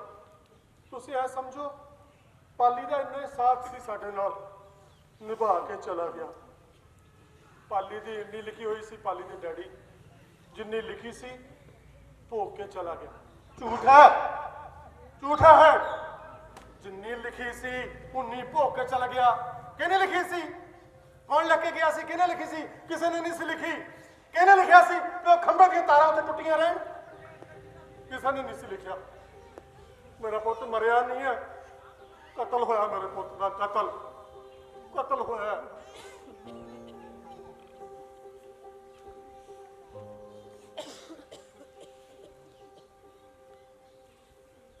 ਬਾਹੂ, ਪਿਛਲੇ 75 ਸਾਲਾਂ ਵਿੱਚ ਨਾ ਤੁਹਾਡੇ ਤੋਂ ਸਾਡੀਆਂ ਤਾਰਾਂ ਕੱਸੀਆਂ ਗਈਆਂ, ਨਾ ਸਾਡੇ ਖੰਭਿਆਂ ਦੀਆਂ। ਤੁਹਾਡੇ ਸ਼ਹਿਰ ਦੀਆਂ ਤਾਰਾਂ ਕਿਤੋਂ ਹੋਰੋਂ ਆਉਂਦੀਆਂ ਬਾਊ, ਉਹਨਾਂ ਦਾ ਠੇਕਾ ਕਿਸੇ ਹੋਰ ਨੂੰ ਦਿੱਤਾ ਹੋਇਆ ਹੈ। ਬੋਲਦਾ ਕਾਹਤੋਂ ਨਹੀਂ, ਬੋਲਦਾ ਕਾਹਤੋਂ ਨਹੀਂ ਤੂੰ? ਇੱਕ ਪਿਓ ਦਾ ਜਵਾਨ ਪੁੱਤ ਮਰਿਆ, ਤੈਨੂੰ ਬੋਲਣਾ ਪੈਣਾ ਬਾਊ, ਤੈਨੂੰ ਬੋਲਣਾ ਪੈਣਾ। ਬੋਲਦਾ ਕਾਹਤੋਂ ਨਹੀਂ? ਤੈਨੂੰ ਬੋਲਣਾ ਪੈਣਾ ਬਾਊ। ਤੂੰ ਜਾਣਦਾ ਨਹੀਂ ਸ਼ਾਇਦ ਅਸੀਂ ਕਿਹੋ ਜਿਹੇ ਆ। ਤੈਨੂੰ ਬੁਲਾ ਕੇ ਛੱਡਾਂਗੇ, ਭਾਵੇਂ ਪੂਰਾ ਸਾਲ ਹੀ ਕਿਉਂ ਨਾ ਲੱਗ ਜਾਏ। ਛੱਡਾਂਗੇ ਤੈਨੂੰ ਬੁਲਾ ਕੇ, ਛੱਡਾਂਗੇ ਬੁਲਾ ਕੇ, ਕਰਾਂਗੇ ਤੇਰੇ ਨਾਲ ਗੱਲ। ਕਹਿੰਦੇ ਨੇ ਬਹੁਤ ਪਹਿਲਾਂ ਕਿਸੇ ਨੇ ਇਹ ਤੈਅ ਕਰਤਾ ਸੀ ਵੀ ਕਿਹਨੇ ਕੀ ਕੰਮ ਕਰਨਾ, ਕਿਹਨੇ ਕੀ ਕੰਮ ਕਰਨਾ। ਕਹਿੰਦੇ ਕੋਈ ਬਹੁਤ ਵੱਡਾ ਵਿਦਵਾਨ ਸੀ, ਉਹਨੇ ਕਿਤੇ ਲਿਖ ਦਿੱਤਾ ਸੀ ਕਿ ਜਿਹੜੇ ਵੱਡੇ ਬੰਦੇ ਹੁੰਦੇ ਨੇ ਉਹ ਬ੍ਰਹਮਾ ਦੇ ਸਿਰ ਚੋਂ ਨਿਕਲੇ ਹੁੰਦੇ ਨੇ, ਜਿਹੜੇ ਥੋੜੇ ਜਿਹੇ ਉਸ ਤੋਂ ਥੱਲੇ ਵਾਲੇ ਹੁੰਦੇ ਨੇ ਉਹ ਬਾਹਾਂ ਚੋਂ ਨਿਕਲਦੇ ਨੇ, ਅਸੀਂ ਲੱਤਾਂ ਚੋਂ ਨਿਕਲੇ ਆ ਤੇ ਵਿਹੜੇ ਵਾਲੇ ਪੈਰਾਂ ਚੋਂ ਨਿਕਲੇ। ਫਿਰ ਜਿਹੜੇ ਸਿਰ ਵਾਲੇ ਆ ਭੁੱਖ ਤਾਂ ਉਹਨਾਂ ਨੂੰ ਵੀ ਲੱਗਦੀ ਹੈ, ਫਿਰ ਜੇ ਭੁੱਖ ਲੱਗਦੀ ਫਿਰ ਲੱਤਾਂ ਪੈਰਾਂ ਵਾਲੇ ਵੱਲ ਨੂੰ ਕਦੋਂ ਦੇਖਦੇ ਆ? ਆਪੇ ਰੋਟੀ ਕਮਾ ਲਿਆ ਕਰਨ, ਆਪੇ ਖਾ ਲਿਆ ਕਰਨ ਹੈ। ਤੁਹਾਡੇ ਸਿਰ ਵਾਲਿਆਂ ਨੂੰ ਤਾਂ ਅਕਲ ਬਹੁਤ ਹੈ। ਤੁਸੀਂ ਸਾਨੂੰ ਇਹ ਕਹਿੰਦੇ ਹੋ ਨਾ ਵੀ ਤੁਹਾਨੂੰ ਅਕਲ ਨਹੀਂ, ਜੇ ਅਕਲ ਹੁੰਦੀ ਫਸਲਾਂ ਬਦਲ ਬਦਲ ਕੇ ਬੀਜਦੇ, ਫਸਲੀ ਚੱਕਰ ਅਪਣਾਉਂਦੇ, ਖੇ ਸੁਆਹ ਸਾਰਾ ਕੁਝ। ਸਾਨੂੰ ਤਾਂ ਅਕਲ ਹੈ ਨਹੀਂ, ਤੁਹਾਨੂੰ ਤਾਂ ਬਹੁਤ ਅਕਲ ਹੈ। ਚੱਲ ਬਾਊ ਇੱਕ ਕੰਮ ਕਰ, ਤੂੰ ਸਾਡੇ ਨਾਲ ਆਪਣੇ ਕੰਮ ਦੀ ਅਦਲਾ ਬਦਲੀ ਕਰ ਲੈ। ਤੂੰ ਸਾਡੇ ਵਾਲਾ ਕੰਮ ਫੜ ਲੈ, ਅਸੀਂ ਤੇਰੇ ਵਾਲਾ ਫੜ ਲੈਂਦੇ ਆ। ਅਸੀਂ ਆਪਣੇ ਸਿਰ 'ਚ ਥੋੜਾ ਤੇਲ ਝੱਸ ਲਵਾਂਗੇ, ਤੂੰ ਲੱਤਾਂ ਦੀ ਮਾਲਿਸ਼ ਕਰਾ ਲੈ। ਆ ਜਾ, ਤੂੰ ਤਾਂ ਚੱਕ ਦੋਗੇ ਚੌਂਡੇ, ਤੁਹਾਨੂੰ ਤਾਂ ਅਕਲ ਹੀ ਬਹੁਤ ਹੈ। ਤੁਹਾਡੇ ਅਕਲ ਵਾਲਿਆਂ ਨੇ ਸਾਡੀ ਭਮੀਰੀ ਕਮਾਈ ਹੋਈ ਆ, ਇਹਨਾਂ ਦੇ ਪਿੱਛੇ ਲੱਗ ਕੇ ਸਾਡੀ ਭਮੀਰੀ ਘੁੰਮੀ, ਸਾਨੂੰ ਫੂਕ ਚਕਾਉਂਦੇ ਰਹੇ। ਅਸੀਂ ਪੰਜਾਬੀ ਜੱਟ ਸ਼ੀਸ਼ੀ, ਸਭ ਤੋਂ ਉੱਚੀ ਕੌਮ ਸ਼ੀਸ਼ੀ, ਧੜੱਲੇਦਾਰ ਸ਼ੀਸ਼ੀ, ਸਾਡੇ ਤੋਂ ਉੱਪਰ ਕੋਈ ਹੈ ਹੀ ਨਹੀਂ ਸ਼ੀਸ਼ੀ, ਬਾਕੀ ਸਾਰੇ ਕੀੜੇ ਮਕੌੜੇ ਸੀ। ਆਹੀ ਸਮਝਾਇਆ ਨਾ, ਆਹੀ ਫੂਕ ਚਕਾਈ ਨਾ 75 ਸਾਲਾਂ 'ਚ। ਅਸੀਂ ਛਕੀ ਗਏ ਭੋਲੇ ਪੰਛੀ, ਹੁਣ ਲਾਣਾ ਪੈ ਗਿਆ ਫਿਰ ਮੋਰਚਾ। ਕਰੀ ਜਾਂਦੇ ਹੁਣ ਵੀ ਸ਼ੀਸ਼ੀ ਸ਼ੀਸ਼ੀ ਹੈ। ਤੁਹਾਡੇ ਸਿਆਣਿਆਂ ਨੇ ਸਾਰਾ ਕੰਮ ਕੀਤਾ, ਇਹਨਾਂ ਦੇ ਸਿਆਣਿਆਂ ਨੇ। ਲੱਗਾ ਸਰਹੱਦ ਦੇ ਉੱਤੇ ਖਤਰਾ ਪੈਦਾ ਹੋ ਗਿਆ, ਨਾਰਾ ਦੇ ਦਿੱਤਾ ਜੈ ਜਵਾਨ, ਤੇ ਅਸੀਂ ਕੱਸ ਕੇ ਵਰਦੀਆਂ ਪਾ ਕੇ ਬੂਟ ਜਾ ਚੜੇ ਪਹਾੜਾਂ ਦੇ ਉੱਤੇ, ਆਪਣੇ ਭਰਾਵਾਂ ਨਾਲ ਲੜ ਪਏ। ਇਹਨਾਂ ਦੀ ਜਿੱਤ ਹੋਈ, ਇਹਨਾਂ ਨੇ ਜਸ਼ਨ ਮਨਾਏ, ਸਾਡੀਆਂ ਛਾਤੀਆਂ ਤੇ ਟੰਗ ਤੇ ਤਮ ਗਏ ਤੇ ਅਸੀਂ ਚਾਂਗਰਾ ਮਾਰਨ ਲੱਗ ਪਏ, ਜੈ ਜਵਾਨ ਜੈ ਜਵਾਨ ਜੈ ਜਵਾਨ। ਸੋਚਿਆ ਕੱਖ ਵੀ ਨਹੀਂ। ਫਿਰ ਮੁਲਕ ਦੇ ਵਿੱਚ ਅੰਨ ਦੇ ਭੰਡਾਰੇ ਖਾਲੀ ਹੋ ਗਏ। ਫਿਰ ਨਾਰਾ ਦਿੱਤਾ ਜੈ ਕਿਸਾਨ, ਤੇ ਅਸੀਂ ਖੇਤਾਂ ਵਿੱਚ ਫਸਲਾਂ ਬੀਜਣ ਦੀ ਨੇਰੀ ਲਿਆ ਕੇ ਰੱਖਤੀ। ਨੇਰੀ ਜਿਹਨੂੰ ਕਹਿੰਦੇ ਹੁੰਦੇ ਨੇਰੀ ਲਿਆਤੀ। ਮੇਰੇ ਬਾਪੂ ਦੇ ਟਾਈਮ ਖੇਤਾਂ ਵਿੱਚ ਇੱਕੋ ਫਸਲ ਪੈਦਾ ਹੁੰਦੀ ਸੀ ਸਾਰੇ ਸਾਲ 'ਚ, ਕਿਤੇ ਦੋ ਹੋ ਜਾਂਦੀਆਂ ਸੀ, ਨਹੀਂ ਤਾਂ ਇੱਕੋ ਹੁੰਦੀ ਸੀ। 6-6 ਮਹੀਨੇ ਖੇਤਾਂ ਨੂੰ ਸਨਮਾ ਛੱਡੀ ਰੱਖਦੇ ਸੀ, ਜਾਣੀ ਜਿੱਦਾਂ ਸਾਹ ਦਵਾਈਦਾ, ਜਿੱਦਾਂ ਤੀਵੀਂ ਨੂੰ ਇੱਕ ਜਵਾਕ ਜੰਮਣ ਤੋਂ ਬਾਅਦ ਸਾਹ ਮਿਲਦਾ ਦੂਜੇ ਜਵਾਕ ਤੱਕ, ਏਦਾਂ ਖੇਤਾਂ ਨੂੰ ਸਨਮਾ ਛੱਡ ਦਿੰਦੇ ਸੀ। ਮੁਲਕ 'ਚ ਅੰਨ ਦੇ ਭੰਡਾਰੇ ਭਰਨ ਲਈ ਇੱਕ ਫਸਲ ਤੋਂ ਦੋ ਫਸਲਾਂ ਹੋਈਆਂ, 2 ਤੋਂ 3 ਹੋਈਆਂ, 3 ਤੋਂ 4 ਹੋ ਗਈਆਂ। 4-4 ਫਸਲਾਂ ਬੀਜ ਕੇ ਆਪਣੀ ਧਰਤੀ ਦਾ ਕਚੂਮਰ ਕੱਢ ਕੇ ਰੱਖਤਾ।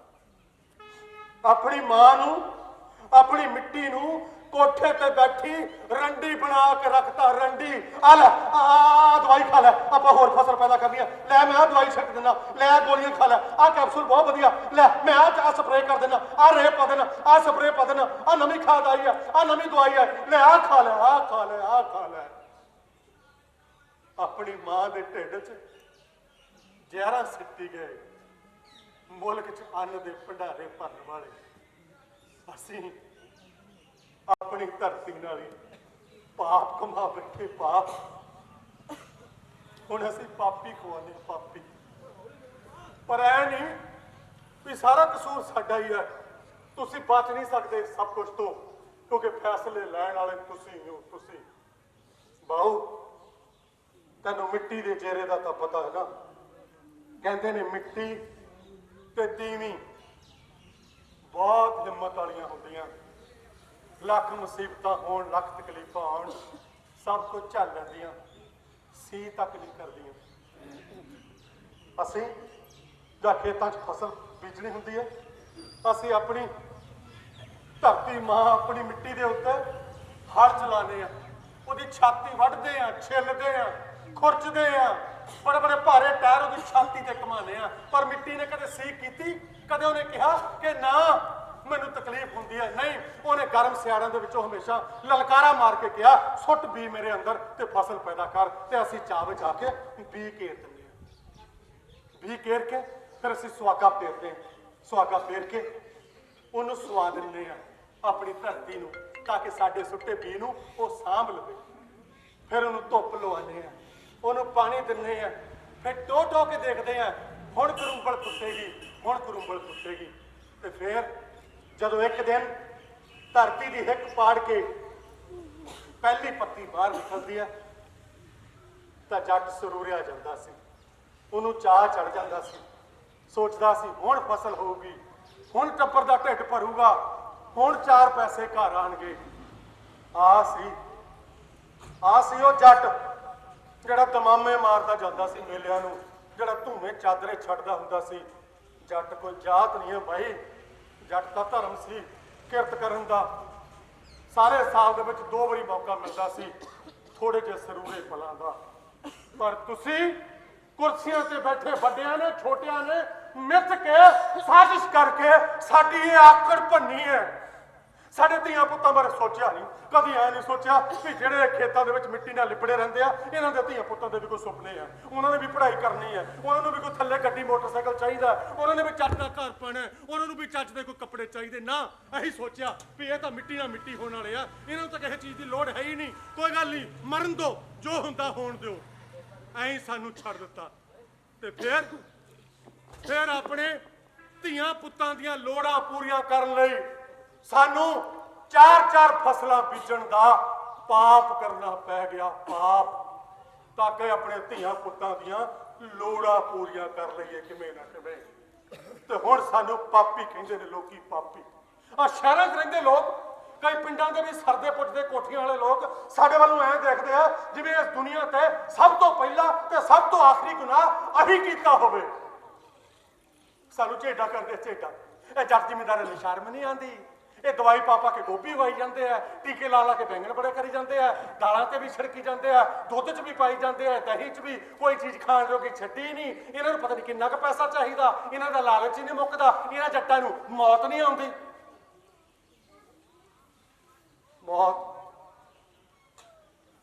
ਮੌਤ ਨਹੀਂ ਆਉਂਦੀ। ਹੋਰ ਕਿੱਦਾਂ ਦੀ ਮੌਤ ਭਾਲਦੇ ਨੇ? ਨਿੱਤ ਤਾਂ ਦਰਖਤਾਂ ਨਾਲ ਰੱਸੇ ਲੱਗਦੇ ਆ, ਨਿੱਤ ਤਾਂ ਉਹ ਸ਼ੀਸ਼ੀਆਂ ਜਿਹੜੀਆਂ ਖੇਤਾਂ ਦੇ ਵਿੱਚ ਖਿਲਾਰਨੀਆਂ ਸੀ ਉਹ ਸੰਘੇ ਅੰਦਰ ਜਾਂਦੀਆਂ, ਵਿਹੜਾਂ ਦੇ ਵਿੱਚ ਸੱਥਰ ਵਿਛਦੇ ਆ। ਹੋਰ ਕਿੱਦਾਂ ਦੀ ਮੌਤ ਭਾਲਦੇ ਹੋ? ਇੱਕੋ ਵਾਰੀ ਕਹਿ ਦੋ ਮਰ ਜਾਂਦੇ ਆ, ਜੇ ਸਾਡੇ ਮਰਨ ਨਾਲ ਤੁਸੀਂ ਸੁਖੀ ਹੋ ਜਿਵੇਂ ਬਾਹੂ। ਅਸੀਂ ਝੂਠ ਨਹੀਂ ਬੋਲਦੇ ਨਾ, ਅਸੀਂ ਤਾਂ ਮੰਨਦੇ ਹਾਂ ਵੀ ਖੇਤਾਂ 'ਚ ਦਵਾਈਆਂ ਪੈਂਦੀਆਂ, ਅਸੀਂ ਆਪ ਪਾਣੇ। ਪਰ ਕਿੱਥੋਂ ਆਈਆਂ? ਸਾਡੇ ਖੇਤਾਂ 'ਚ ਕੋਈ ਕਾਰਖਾਨਾ ਲੱਗਾ ਜਿੱਥੋਂ ਇਹ ਦਵਾਈਆਂ ਬਣੀਆਂ? ਅਸੀਂ ਤਾਂ ਅਸਲ ਦੁੱਧ ਵਾਲੇ ਹਾਂ, ਅਸਲ ਘਿਓ ਵਾਲੇ, ਅਸਲ ਲੱਸੀ ਵਾਲੇ, ਅਸਲ ਮੱਖਣ ਵਾਲੇ ਤੇ ਅਸਲ ਕਮਾਏ ਹੋਏ ਸਰੀਰਾਂ ਵਾਲੇ। ਪਰ ਸਾਡੇ ਐਸੇ ਨਕਲ ਕਿੱਥੋਂ ਆ ਗਈ? ਕਦੇ ਦਵਾਈਆਂ ਨਕਲੀ, ਕਦੀ ਖਾਦ ਨਕਲੀ, ਕਦੀ ਤੇਲ ਨਕਲੀ, ਕਦੀ ਬੀ ਨਕਲੀ, ਤੇ ਸਭ ਤੋਂ ਵੱਡੇ ਤੁਹਾਡੇ ਵਾਅਦੇ ਨਕਲੀ। ਤੇ ਫਿਰ ਵੀ ਕਸੂਰ ਸਾਡਾ ਕਿ ਅਸੀਂ ਪਾਪੀ ਹਾਂ। ਵਾਹ, ਡਾਢਿਆਂ ਦਾ ਸੱਤੀ ਵੀ 100 ਬਹੂ, ਅਸੀਂ ਨਕਲ ਵਾਲੇ ਹੈ ਨਹੀਂ। ਮੈਂ ਤੈਨੂੰ ਦੱਸ ਦਿਆਂ, ਅਸੀਂ ਤਾਂ ਅਸਲ ਵਾਲੇ ਹਾਂ, ਸੱਚ ਦਾ ਸੌਦਾ ਕਰਨ ਵਾਲੇ, ਬਾਬੇ ਨੂੰ ਮੰਨਣ ਵਾਲੇ ਹਾਂ, ਖਾਲਸਾ ਸਿਰਜਣ ਵਾਲੇ 10 ਪਿਤਾ ਦੇ ਸਿੱਖ ਹੈ। ਘਰੇ ਆ ਕੇ ਦੇਖ ਲਈ, ਘਰੇ ਬਾਬੇ ਨਾਨਕ ਦੀ ਤਸਵੀਰ ਉੱਪਰ ਲੱਗੀ ਆ, ਬਾਪੂ ਦੀ ਥੱਲੇ ਲੱਗੀ ਹੋਈ ਆ। ਅਸੀਂ ਤਾਂ ਹਾਲੇ ਵੀ ਮੰਨਦੇ ਆ ਵੀ ਜੇ ਅਸੀਂ ਮਰੇ ਨਹੀਂ, ਖਪੇ ਨਹੀਂ, ਕਿਤੇ ਬਾਬੇ ਦਾ ਹੱਥ ਸਾਡੇ ਸਿਰ ਤੇ ਹੈਗਾ। ਅਸੀਂ ਬਾਬੇ ਨੂੰ ਮੰਨਦੇ ਆ। ਕਾਹਤੋਂ ਮੰਨਦੇ ਆ? ਕਿਉਂਕਿ ਬਾਬੇ ਨੇ ਵੀ ਸਾਡੀ ਤਰ੍ਹਾਂ ਖੇਤਾਂ ਦੇ ਵਿੱਚ ਹਲ ਚਲਾਇਆ ਸੀ, ਗੋਡੀ ਕੀਤੀ ਸੀ, ਪਾਣੀ ਲਾਇਆ ਸੀ, ਨੱਕੇ ਮੋੜੇ ਸੀ, ਫਸਲਾਂ ਗੁੱਡੀਆਂ ਸੀ, ਫਸਲਾਂ ਵੱਢੀਆਂ ਸੀ, ਬੀਜੀਆਂ ਸੀ, ਬੋਲ ਖੜੇ ਕੀਤੇ ਸੀ, ਫਿਰ ਕਿਹਾ ਸੀ ਕਿਰਤ ਕਰੋ, ਨਾਮ ਜਪੋ ਤੇ ਵੰਡ ਕੇ ਛਕੋ। ਤਾਂ ਮੰਨਦੇ ਆ ਬਾਬੇ ਨੂੰ, ਤਾਂ ਮੰਨਦੇ ਆ ਬਾਬੇ ਨੂੰ, ਬਾਬੇ ਦਾ ਦਿਨ ਵੀ ਬਣਾਉਂਦੇ ਆ। ਪਰ ਬਾਬੇ ਦਾ ਦਿਨ ਸਾਡੇ ਨਾਲੋਂ ਜ਼ਿਆਦਾ ਗੱਜ ਵੱਜ ਕੇ ਮਨਾਉਂਦੇ ਹੋ। ਉੱਥੇ ਪਤਾ ਨਹੀਂ ਕਿਹਨੂੰ ਕਿਹਨੂੰ ਸੱਦ ਲੈਂਦੇ ਹੋ ਤੇ ਫਿਰ ਉਹਦੇ ਸੋਹਲੇ ਗਾਣੇ ਹੋ, ਕਹਿੰਦੇ ਹੋ ਇਹ ਬਾਬੇ ਦਾ ਵਾਰਿਸ ਹੈ। ਏਦਾਂ ਕਿੱਦਾਂ? ਮੇਰਾ ਪਿਓ ਫੌਜ 'ਚ ਸੀ, ਚੰਗਾ ਕੰਮ ਕੀਤਾ, ਮੈਂ ਵੀ ਚੰਗਾ ਕਰਦਾ, ਹੋਇਆ ਨਾ ਆਪਣੇ ਪਿਓ ਦਾ ਵਾਰਿਸ। ਮੇਰਾ ਪੁੱਤ ਵੀ ਕਹਾ ਮੇਰੀ ਤਰ੍ਹਾਂ ਚੰਗੇ ਕੰਮ ਕਰੇ ਤਾਂ ਹੀ ਬਣੂ ਮੇਰਾ ਵਾਰਿਸ, ਨਹੀਂ ਤਾਂ ਕਾਹਦਾ ਵਾਰਿਸ? ਬਾਬੇ ਨੇ ਕਿਹਾ ਕਿਰਤ ਕਰੋ, ਅਸੀਂ ਕਰਦੇ ਹਾਂ। ਬਾਬੇ ਨੇ ਕਿਹਾ ਨਾਮ ਜਪੋ, ਜਪਦੇ ਹਾਂ। ਬਾਬੇ ਨੇ ਕਿਹਾ ਵੰਡ ਕੇ ਛਕੋ, ਅਸੀਂ ਛਕਦੇ ਹਾਂ। ਬਾਬੇ ਨੇ ਜਿਹੜਾ ਖੇਤਾਂ ਵਿੱਚ ਫਸਲ ਬੀਜੀ ਸੀ, ਅਸੀਂ ਕਦੇ ਮੁੱਕਣ ਨਹੀਂ ਦਿੱਤੀ। ਬਾਬੇ ਨੇ ਖੇਤਾਂ 'ਚ ਹਰਿਆਲੀ ਖੜੀ ਕੀਤੀ ਸੀ, ਅਸੀਂ ਕਦੇ ਸੁੱਕਣ ਨਹੀਂ ਦਿੱਤੀ। ਬਾਬੇ ਨੇ ਪਾਣੀ ਲਾਇਆ ਸੀ, ਅਸੀਂ ਖੇਤਾਂ 'ਚ ਫਸਲ ਨੂੰ ਕਦੀ ਮਰਨ ਨਹੀਂ ਦਿੱਤਾ। ਫਿਰ ਬਾਬੇ ਦਾ ਵਾਰਿਸ ਕੌਣ ਹੋਇਆ ਹੈ? ਫਿਰ ਕੌਣ ਹੈ ਬਾਬੇ ਦਾ ਅਸਲੀ ਵਾਰਿਸ? ਕੌਣ ਹੈ? ਫਿਰ ਬਾਬੇ ਦਾ ਦਿਨ ਮਨਾਉਣ ਦਾ ਅਸਲ ਹੱਕ ਕਿਹਨੂੰ ਹੈ?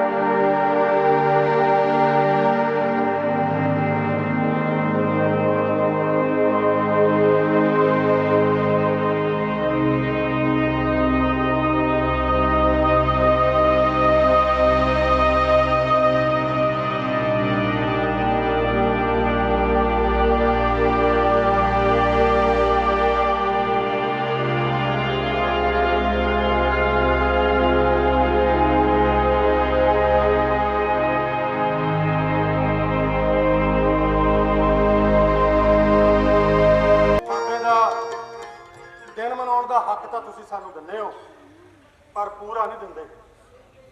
ਅੱਧਾ ਦਿੰਦੇ ਹੋ, ਅੱਧਾ। ਬਾਬੇ ਦਾ ਗੁਰਪੁਰਬ ਆਵੇ, ਗੁਰਦੁਆਰੇ ਜਾਈਏ, ਜੋੜਾ ਘਰ 'ਚ ਜੋੜੇ ਦੀ ਸੇਵਾ ਕਰੀਏ, ਜੋੜਾ ਬੋਲ ਕੇ ਉੱਥੇ ਰੱਖੀਏ, ਹੱਥ ਧੋਈਏ, ਅੰਦਰ ਜਾਈਏ, ਮੱਥਾ ਟੇਕੀਏ, ਬਾਬੇ ਦੀ ਬਾਣੀ ਸੁਣੀਏ, ਪ੍ਰਸ਼ਾਦ ਲਈਏ, ਪ੍ਰਸ਼ਾਦਾ ਛਕੀਏ, ਜੁੱਤੀ ਪਾਈਏ, ਘਰਾਂ ਨੂੰ ਆ ਜਾਈਏ। ਬਸ ਇੰਨਾ। ਬਾਬੇ ਦਾ ਨਗਰ ਕੀਰਤਨ ਨਿਕਲਣਾ, ਝਾੜੂ ਮਾਰੀਏ, ਪਾਣੀ ਛੜਕੀਏ, ਬਾਬੇ ਦੀ ਪਾਲਕੀ ਆਵੇ, ਮੱਥਾ ਟੇਕੀਏ, ਪ੍ਰਸ਼ਾਦ ਲਈਏ, ਫਿਰ ਬਸ ਇੰਨਾ ਹੱਕ ਦਿੰਦੇ ਸਾਨੂੰ, ਇੰਨਾ। ਪਰ ਜੇ ਬਾਬੇ ਦੀ ਬਾਣੀ ਸਾਡੇ ਕੰਨਾਂ ਥਾਣੀ ਅੰਦਰ, ਸਾਡੇ ਦਿਲ 'ਚ ਵੜ ਕੇ, ਦਿਲ ਤੋਂ ਦਿਮਾਗ 'ਚ ਪਹੁੰਚ ਕੇ ਸਾਡੇ ਬੁੱਲਾਂ ਤੇ ਆ ਜਾਏ ਤੇ ਅਸੀਂ ਬੋਲ ਉੱਠੀਏ ਕਿ ਖੁਰਾਸਾਨ ਖਸਮਾਨਾ ਕੀਆ, ਹਿੰਦੁਸਤਾਨ ਡਰਾਇਆ, ਇਤੀ ਮਾਰ ਪਈ ਕੁਰਲਾਣੇ, ਤੈਂ ਕੀ ਦਰਦ ਨਾ ਆਇਆ? ਫਿਰ ਤੁਹਾਨੂੰ ਤਕਲੀਫ ਹੁੰਦੀ ਹੈ। ਰਾਜੇ ਸ਼ੀ ਮੁਕੱਦਮ ਕੁੱਤੇ, ਜਾਏ ਜਗਾਇਨ ਬੈਠੇ ਸੁੱਤੇ। ਹੁਣ ਤਾਂ ਚੀੜ ਹੋਈ, ਹੁਣ ਕਿਉਂ ਸੂਲ ਚੁੱਪੀ? ਬਾਬੇ ਨਾਨਕ ਦੇ ਸਿੱਖ ਹਾਂ, ਬਾਬੇ ਨਾਨਕ ਨੂੰ ਮੰਨਣ ਵਾਲੇ ਆ। ਅੱਧਾ ਨਹੀਂ ਮੰਨਾਂਗੇ, ਪੂਰਾ ਮੰਨਾਂਗੇ। ਬਾਬੇ ਨੇ ਕਿਹਾ ਕਿਰਤ ਕਰੋ, ਕਰਾਂਗੇ, ਨਾਮ ਜਪੋ, ਜਪਾਂਗੇ, ਵੰਡ ਕੇ ਛਕੋ, ਛਕਾਂਗੇ। ਪਰ ਬਾਬੇ ਨੇ ਬਾਬਰ ਦੇ ਖਿਲਾਫ ਆਵਾਜ਼ ਵੀ ਉਠਾਈ ਸੀ, ਸਾਨੂੰ ਵੀ ਕੋਈ ਤੰਗ ਕਰੂਗਾ ਤਾਂ ਅਸੀਂ ਡਾਂਗ ਚੁੱਕਾਂਗੇ। ਬਾਬੇ ਨੂੰ ਅੱਧਾ ਨਹੀਂ ਮੰਨਾਂਗੇ, ਪੂਰਾ ਮੰਨਾਂਗੇ, ਪੂਰੇ ਦਾ ਪੂਰਾ। ਤਾਂ ਹੈ ਬਾਬੇ ਦੇ ਵਾਰਿਸ। ਤਾਂ ਬਾਬੇ ਦੇ ਵਾਰਿਸ ਬਣਨਾ ਕੋਈ ਸੌਖਾ ਨਹੀਂਗਾ। ਬਹੂ, ਤੂੰ ਪੰਜਾਬ ਆਉਣਾ ਨਾ, ਸਿਰ ਤੇ ਪੱਗ ਬੰਨ ਲੈਣਾ। ਢਾਡੀਆਂ ਦੇ ਕਿੱਸੇ ਤੂੰ ਬਹੁਤ ਸੁਣੇ ਹੋਣੇ। ਅੱਜ ਇਹ ਬਖਤਾਵਰ ਸੋ ਤੈਨੂੰ ਆਪਣੇ ਪਿੰਡ ਬਰਨ ਮਿੱਟੀ ਦਾ ਕਿੱਸਾ ਸੁਣਾਊਗਾ। ਲੈ ਸੁਣ ਫਿਰ ਜਰਾ ਮੇਰੇ ਪਿੰਡ ਦਾ ਕਿੱਸਾ।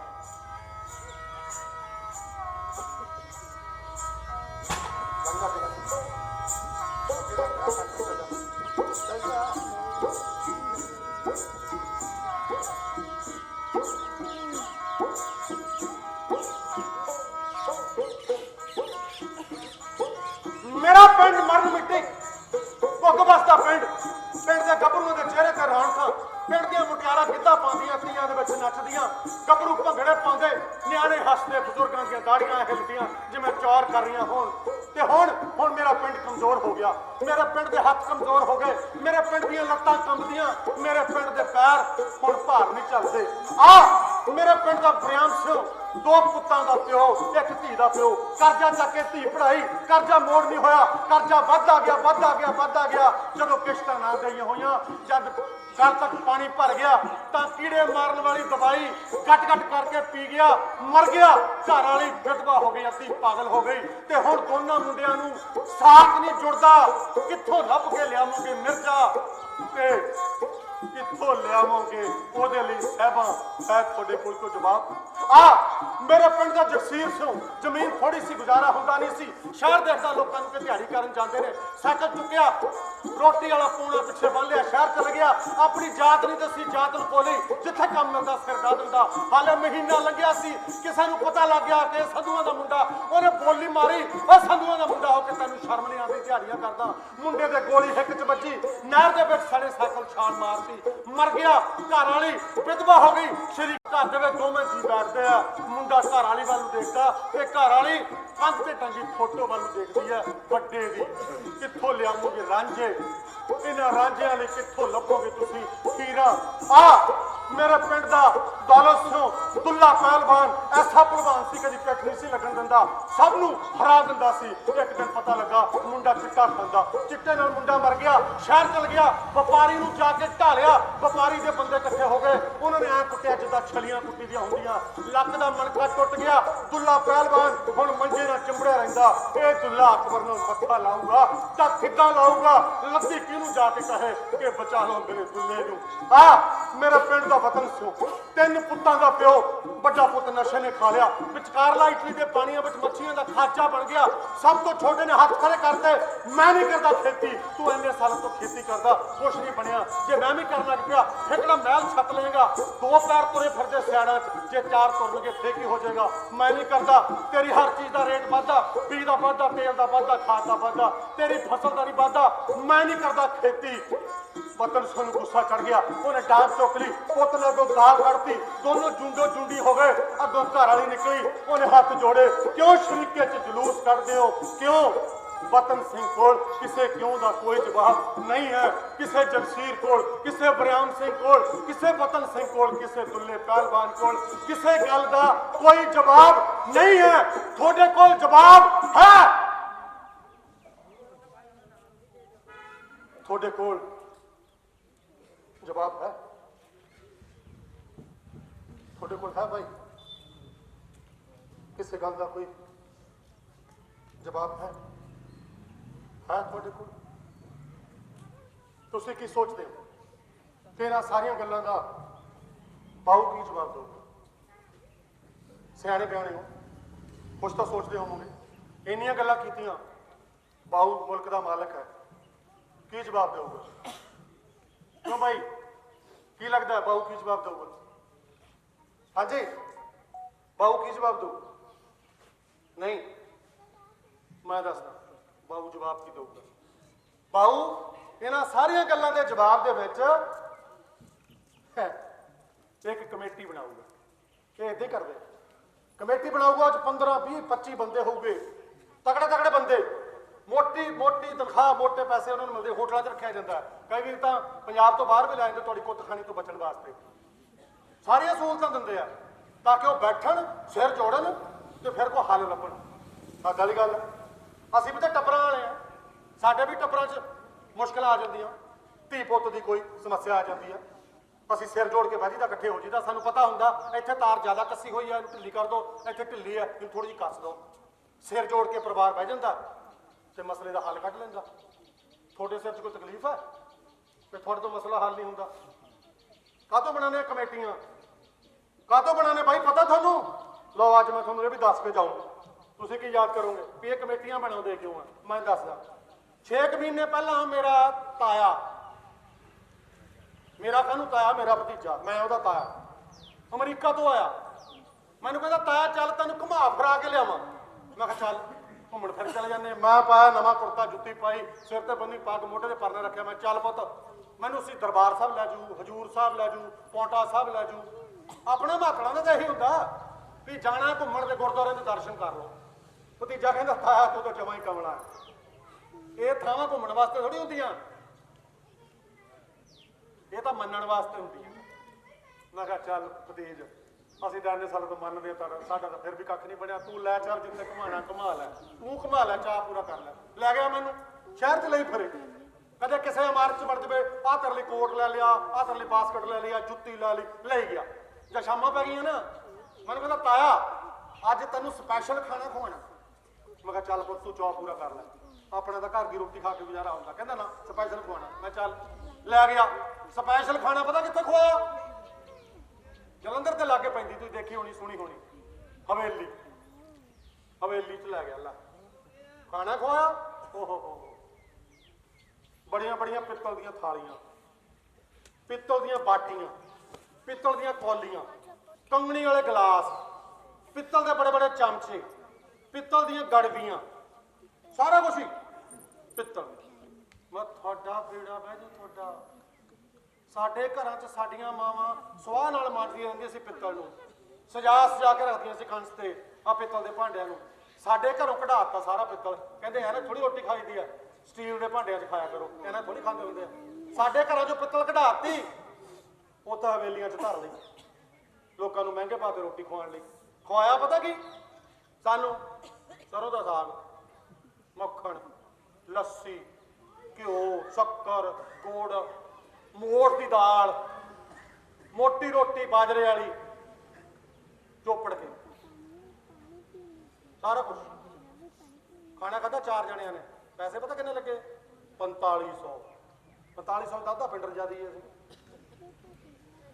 ਆ ਮੋਠ ਜਵਾਰ ਜਦ ਅਸੀਂ ਖਾਂਦੇ ਸੀ, ਸਾਨੂੰ ਕਹਿੰਦੇ ਸੀ ਉਹ ਇਹ ਤਾਂ ਡੰਗਰਾਂ ਦਾ ਖਾਜਾ ਹੁੰਦਾ, ਕਿਉਂ ਖਾਂਦੇ ਹੁੰਦੇ ਹੋ? ਕਣਕ ਖਾਇਆ ਕਰੋ, ਚੌਲ ਖਾਇਆ ਕਰੋ, ਇਹ ਡੰਗਰਾਂ ਨੂੰ ਪਾਇਆ ਕਰੋ। ਸਾਨੂੰ ਡੰਗਰਾਂ ਦਾ ਖਾਜਾ ਦੱਸਦੇ ਸੀ ਇਹ, ਸਾਨੂੰ ਖਾਣੋਂ ਹਟਾਤਾ। ਅਸੀਂ ਖਾਣ ਲੱਗ ਪਏ ਚੌਲ, ਕਣਕ ਦੀਆਂ ਰੋਟੀਆਂ, ਤੇ ਉਹੀ ਮਿੱਸੀ ਰੋਟੀ ਲਿਜਾ ਕੇ ਹਵੇਲੀ 'ਚ ਧਰਤੀ। 100 150 ਦੀ ਇੱਕ ਰੋਟੀ।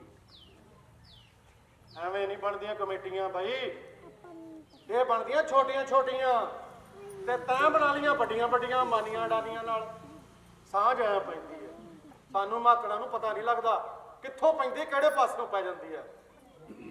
ਸਾਡੇ ਬਾਬੇ ਨੇ ਹਵੇਲੀ ਵਾਲੇ ਦੇ ਘਰ ਦਾ ਪਾਣੀ ਨਹੀਂ ਸੀ ਪੀਤਾ, ਕੋਧਰੇ ਦੀ ਰੋਟੀ ਖਾਧੀ ਸੀ ਲਾਲੋ ਦੇ ਘਰੇ ਜਾ ਕੇ। ਤੇ ਤੁਸੀਂ ਹਵੇਲੀਆਂ ਵਾਲਿਆਂ ਨਾਲ ਯਾਰੀਆਂ ਪਾ ਲਈਆਂ, ਅੰਬਾਨੀਆਂ ਅਡਾਨੀਆਂ ਨਾਲ ਯਾਰੀਆਂ ਪਾ ਲਈਆਂ। ਤੁਸੀਂ ਐਡੇ ਬਸ਼ਰਮ, ਐਡਾ ਢੀਠ, ਤੁਹਾਨੂੰ ਸ਼ਰਮ ਨਹੀਂ ਆਉਂਦੀ?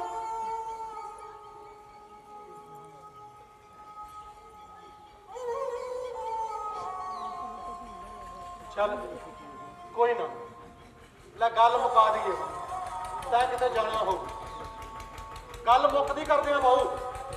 ਲੈ ਆਖਰੀ ਗੱਲ ਕਰੀਏ ਤੇਰੇ ਨਾਲ। ਤੂੰ ਸੋਚਦਾ ਹੋਏਗਾ ਵੀ ਬਖਤਾਵਰ ਸਿੰਘ ਨੇ ਇੰਨੀਆਂ ਗੱਲਾਂ ਕੀਤੀਆਂ, ਇੰਨੀਆਂ ਮੁਸ਼ਕਲਾਂ ਦੱਸੀਆਂ, ਹੁਣ ਹੱਲ ਪੁੱਛੂਗਾ। ਜਮਾਂ ਹੀ ਕਮਲਾ ਬਾਊ, ਮਨ ਕੀ ਬਾਤ ਕਰਨ ਜੋਗਾ, ਇਹਨੂੰ ਪਤਾ ਕੁਝ ਨਹੀਂ, ਇਹ ਸਾਨੂੰ ਜਾਣਦਾ ਹੀ ਨਹੀਂ। ਅਸੀਂ ਹੱਲ ਹੁਲ ਪੁੱਛਣ ਵਾਲੇ ਤਾਂ ਹੈ ਹੀ ਨਹੀਂ। ਅੱਜ ਤਾਂ ਖੇਤਾਂ ਦੇ ਵਿੱਚ ਜੇ ਹਲ ਬਾਂਹਦੇ ਆ, ਕੋਈ ਗੂਠੇ ਤੇ ਲੱਗ ਜਵੇ ਮਾੜਾ ਮੋਟਾ ਫਾਲਾ ਫੂਲਾ, ਉੱਥੇ ਹੀ ਗਾਰਾ ਚਿੱਕੜ ਮਲ ਦਈਦਾ। ਮਾੜੀ ਮੋਟੀ ਕਿਤੇ ਖੁਰਕ ਹੋਵੇ ਸੁਆਹ ਮਲ ਲਈਦੀ ਹੈ। ਪੱਠੇ ਵੱਢਦੇ ਆ, ਕਿਤੇ ਦਾਤੀ ਨਾਲ ਉਂਗਲੀ ਚੀਰ ਹੋ ਜਵੇ, ਉੱਤੇ ਮੂਤ ਕਰ ਲਈਦਾ। ਜੇ ਢਿੱਡ ਦੁਖਣ ਲੱਗ ਪਏ ਜਵੈਣ ਖਾ ਲਈਦੀ ਹੈ। ਜੇ ਸਿਰ ਦੁਖਣ ਲੱਗ ਪਵੇ ਫਿਰ ਕਾਹਨੂੰ ਕਹਿਣਾ ਗਿਆਨੀ ਲੋਕ ਬੈਠੇ ਆ। ਸਾਡੇ ਤਾਂ ਇੱਦਾਂ ਹੀ ਚੱਲਦਾ ਕੰਮ। ਹਰੇਕ ਚੀਜ਼ ਦਾ ਸੌਖਾ ਜਿਹਾ ਹੱਲ ਹੈ ਸਾਡੇ ਕੋਲ, ਕੱਢ ਲਈਦਾ ਹਰੇਕ ਚੀਜ਼ ਦਾ। ਪਰ ਜਿਹੜੀਆਂ ਗੱਲਾਂ ਅੱਜ ਕੀਤੀਆਂ, ਇਹਨਾਂ ਦਾ ਹੱਲ ਐਡਾ ਸੌਖਾ ਨਹੀਂ। ਐ ਕਿ ਹੋ ਗਿਆ ਹੋਰ ਤਰ੍ਹਾਂ, ਤੁਹਾਡੇ ਲਈ ਨਹੀਂ ਔਖਾ। ਤੁਸੀਂ ਤਾਂ ਦੱਸ ਕੇ ਆਏ ਹੋਣੇ ਦਿੱਲੀ ਵੀ ਤੁਹਾਡੇ ਲਈ ਕੁਛ ਔਖਾ ਨਹੀਂ। ਔਖਾ ਬਾਊ ਲਈ ਹੈ। ਬਾਊ ਲਈ ਕਿੱਦਾਂ ਔਖਾ? ਲੈ ਬਾਊ ਤੈਨੂੰ ਇਹ ਵੀ ਦੱਸ ਦਿੰਦਾ। ਲੈ ਸੁਣ ਫਿਰ, ਮਹੀਨਾ ਕੁ ਪਹਿਲਾਂ ਨਾ ਸਾਡੇ ਤੂੜੀ ਵਾਲੇ ਕੋਠੇ 'ਚ ਸੱਪ ਆ ਨਿਕਲਿਆ। ਮੈਂ ਉੱਥੋਂ ਸ਼ਸ਼ਕੇਰਿਆ ਤੇ ਡੰਗਰਾਂ ਵਾਲੇ ਵਾੜੇ 'ਚ ਜਾ ਵੜਿਆ, ਉੱਥੋਂ ਸ਼ਸ਼ਕੇਰਿਆ ਖੇਤਾਂ 'ਚ ਜਾ ਵੜਿਆ, ਫਿਰ ਦੇਖਿਆ ਥੋੜੇ ਦਿਨਾਂ ਬਾਅਦ ਫਿਰ ਤੂੜੀ ਵਾਲੇ ਕੋਠੇ 'ਚ ਵੜਿਆ, ਉੱਥੋਂ ਕੱਢਿਆ ਫਿਰ ਡੰਗਰਾਂ ਵਾਲੇ ਬਾੜੇ 'ਚ ਵੜ ਗਿਆ। ਐਂ 15 ਦਿਨ ਘੁਮਾਈ ਗਿਆ, ਕਦੇ ਖੇਤਾਂ 'ਚ, ਕਦੇ ਤੂੜੀ ਵਾਲੇ ਕੋਠੇ 'ਚ, ਕਦੇ ਡੰਗਰਾਂ ਵਾਲੇ ਬਾੜੇ 'ਚ, ਕਦੇ ਫਿਰ ਤੂੜੀ ਵਾਲੇ ਕੋਠੇ 'ਚ। ਮੈਂ ਸੋਚਿਆ ਰੱਬ ਦਾ ਜੀ ਆ, ਕਾਹਨੂੰ ਇਹਨੂੰ ਕੁਝ ਕਹਿਣਾ, ਘੁੰਮੀ ਜਾਵੇ, ਮੈਨੂੰ ਕੋ ਕਹਿੰਦਾ। ਇੱਕ ਦਿਨ ਜਦੋਂ ਮੈਂ ਖੇਤਾਂ ਦੇ ਵਿੱਚੋਂ ਹੰਭਿਆ ਆ ਰਿਹਾ ਆ, ਜੀਰੀ ਨੂੰ ਦਵਾਈ ਛਿੜਕ ਕੇ ਆਇਆ ਸੀ, ਪਸੀਨੇ ਨਾਲ ਤਰਬ ਤੇ ਮੈਨੂੰ ਭੁੱਖ ਲੱਗੀ ਹੋਈ ਸੀ। ਮੈਂ ਆ ਕੇ ਕਿਹਾ ਸਿਮਰ ਖੁਰੇ ਮੈਨੂੰ ਭੁੱਖ ਬਹੁਤ ਲੱਗੀ ਹੈ, ਲੈ ਮੈਂ ਹੱਥ ਧੋ ਲਵਾਂ, ਤੂੰ ਮੈਨੂੰ ਰੋਟੀ ਪਾ। ਤੇ ਸਿਮਰ ਖੁਰ ਕੋ ਕਹਿੰਦੀ ਨਾ ਜੀ ਮੈਂ ਤਾਂ ਰੋਟੀ ਬਣਾਈ ਨਹੀਂ। ਹੈ ਰੋਟੀ ਕਿਉਂ ਨਹੀਂ ਬਣਾਈ ਤੂੰ? ਤੈਨੂੰ ਪਤਾ ਨਹੀਂ ਮੈਂ ਖੇਤੋਂ ਆਉਣਾ, ਭੁੱਖ ਲੱਗੀ ਹੋਈ। ਮੇਰੀ ਗੱਲ ਤਾਂ ਸੁਣੋ, ਮੈਂ ਤਾਂ ਬਹੁਤ ਘਾਬਰੀ ਹੋਈ ਹਾਂ। ਉਹ ਗੱਲ ਤਾਂ ਦੱਸ ਹੋਇਆ ਕੀ ਹੈ? ਮੈਂ ਤੁਹਾਨੂੰ ਕੀ ਦੱਸਾਂ, ਉਹ ਜਿਹੜਾ ਤੂੜੀ ਵਾਲੇ ਕੋਠੇ ਵਿੱਚ ਸੱਪ ਬੜਿਆ ਹੋਇਆ ਸੀ ਨਾ, ਉਹੀ ਸੱਪ ਅੰਦਰ ਦਲਾਨ 'ਚ ਆ ਵੜਿਆ, ਘਰੇ ਆ ਵੜਿਆ। ਹਾਂ ਸੱਪ ਘਰੇ ਆ ਵੜਿਆ। ਭਾਈ ਐਡਾ ਗੁੱਸਾ ਚੜਿਆ ਕਿ ਮੈਂ ਸੰਮਾਂ ਵਾਲੀ ਟਾਂਗ ਚੁੱਕ ਲਈ ਤੇ ਸੱਪ ਦੇ ਦੁਆਲੇ ਹੋ ਗਿਆ। 1 2 3 4 ਪੰਜਵੀਂ ਡਾਂਗ ਘੁਮਾ ਕੇ ਐਸੀ ਮਾਰੀ ਕਿ ਸੱਪ ਦੀ ਸਿਰੀ ਐ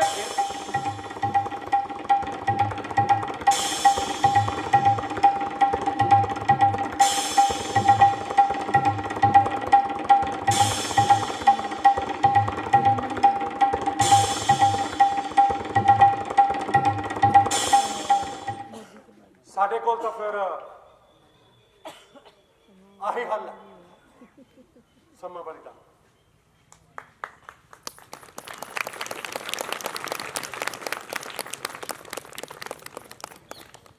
ਤੁਹਾਡਾ ਬਹੁਤ ਬਹੁਤ ਧੰਨਵਾਦ।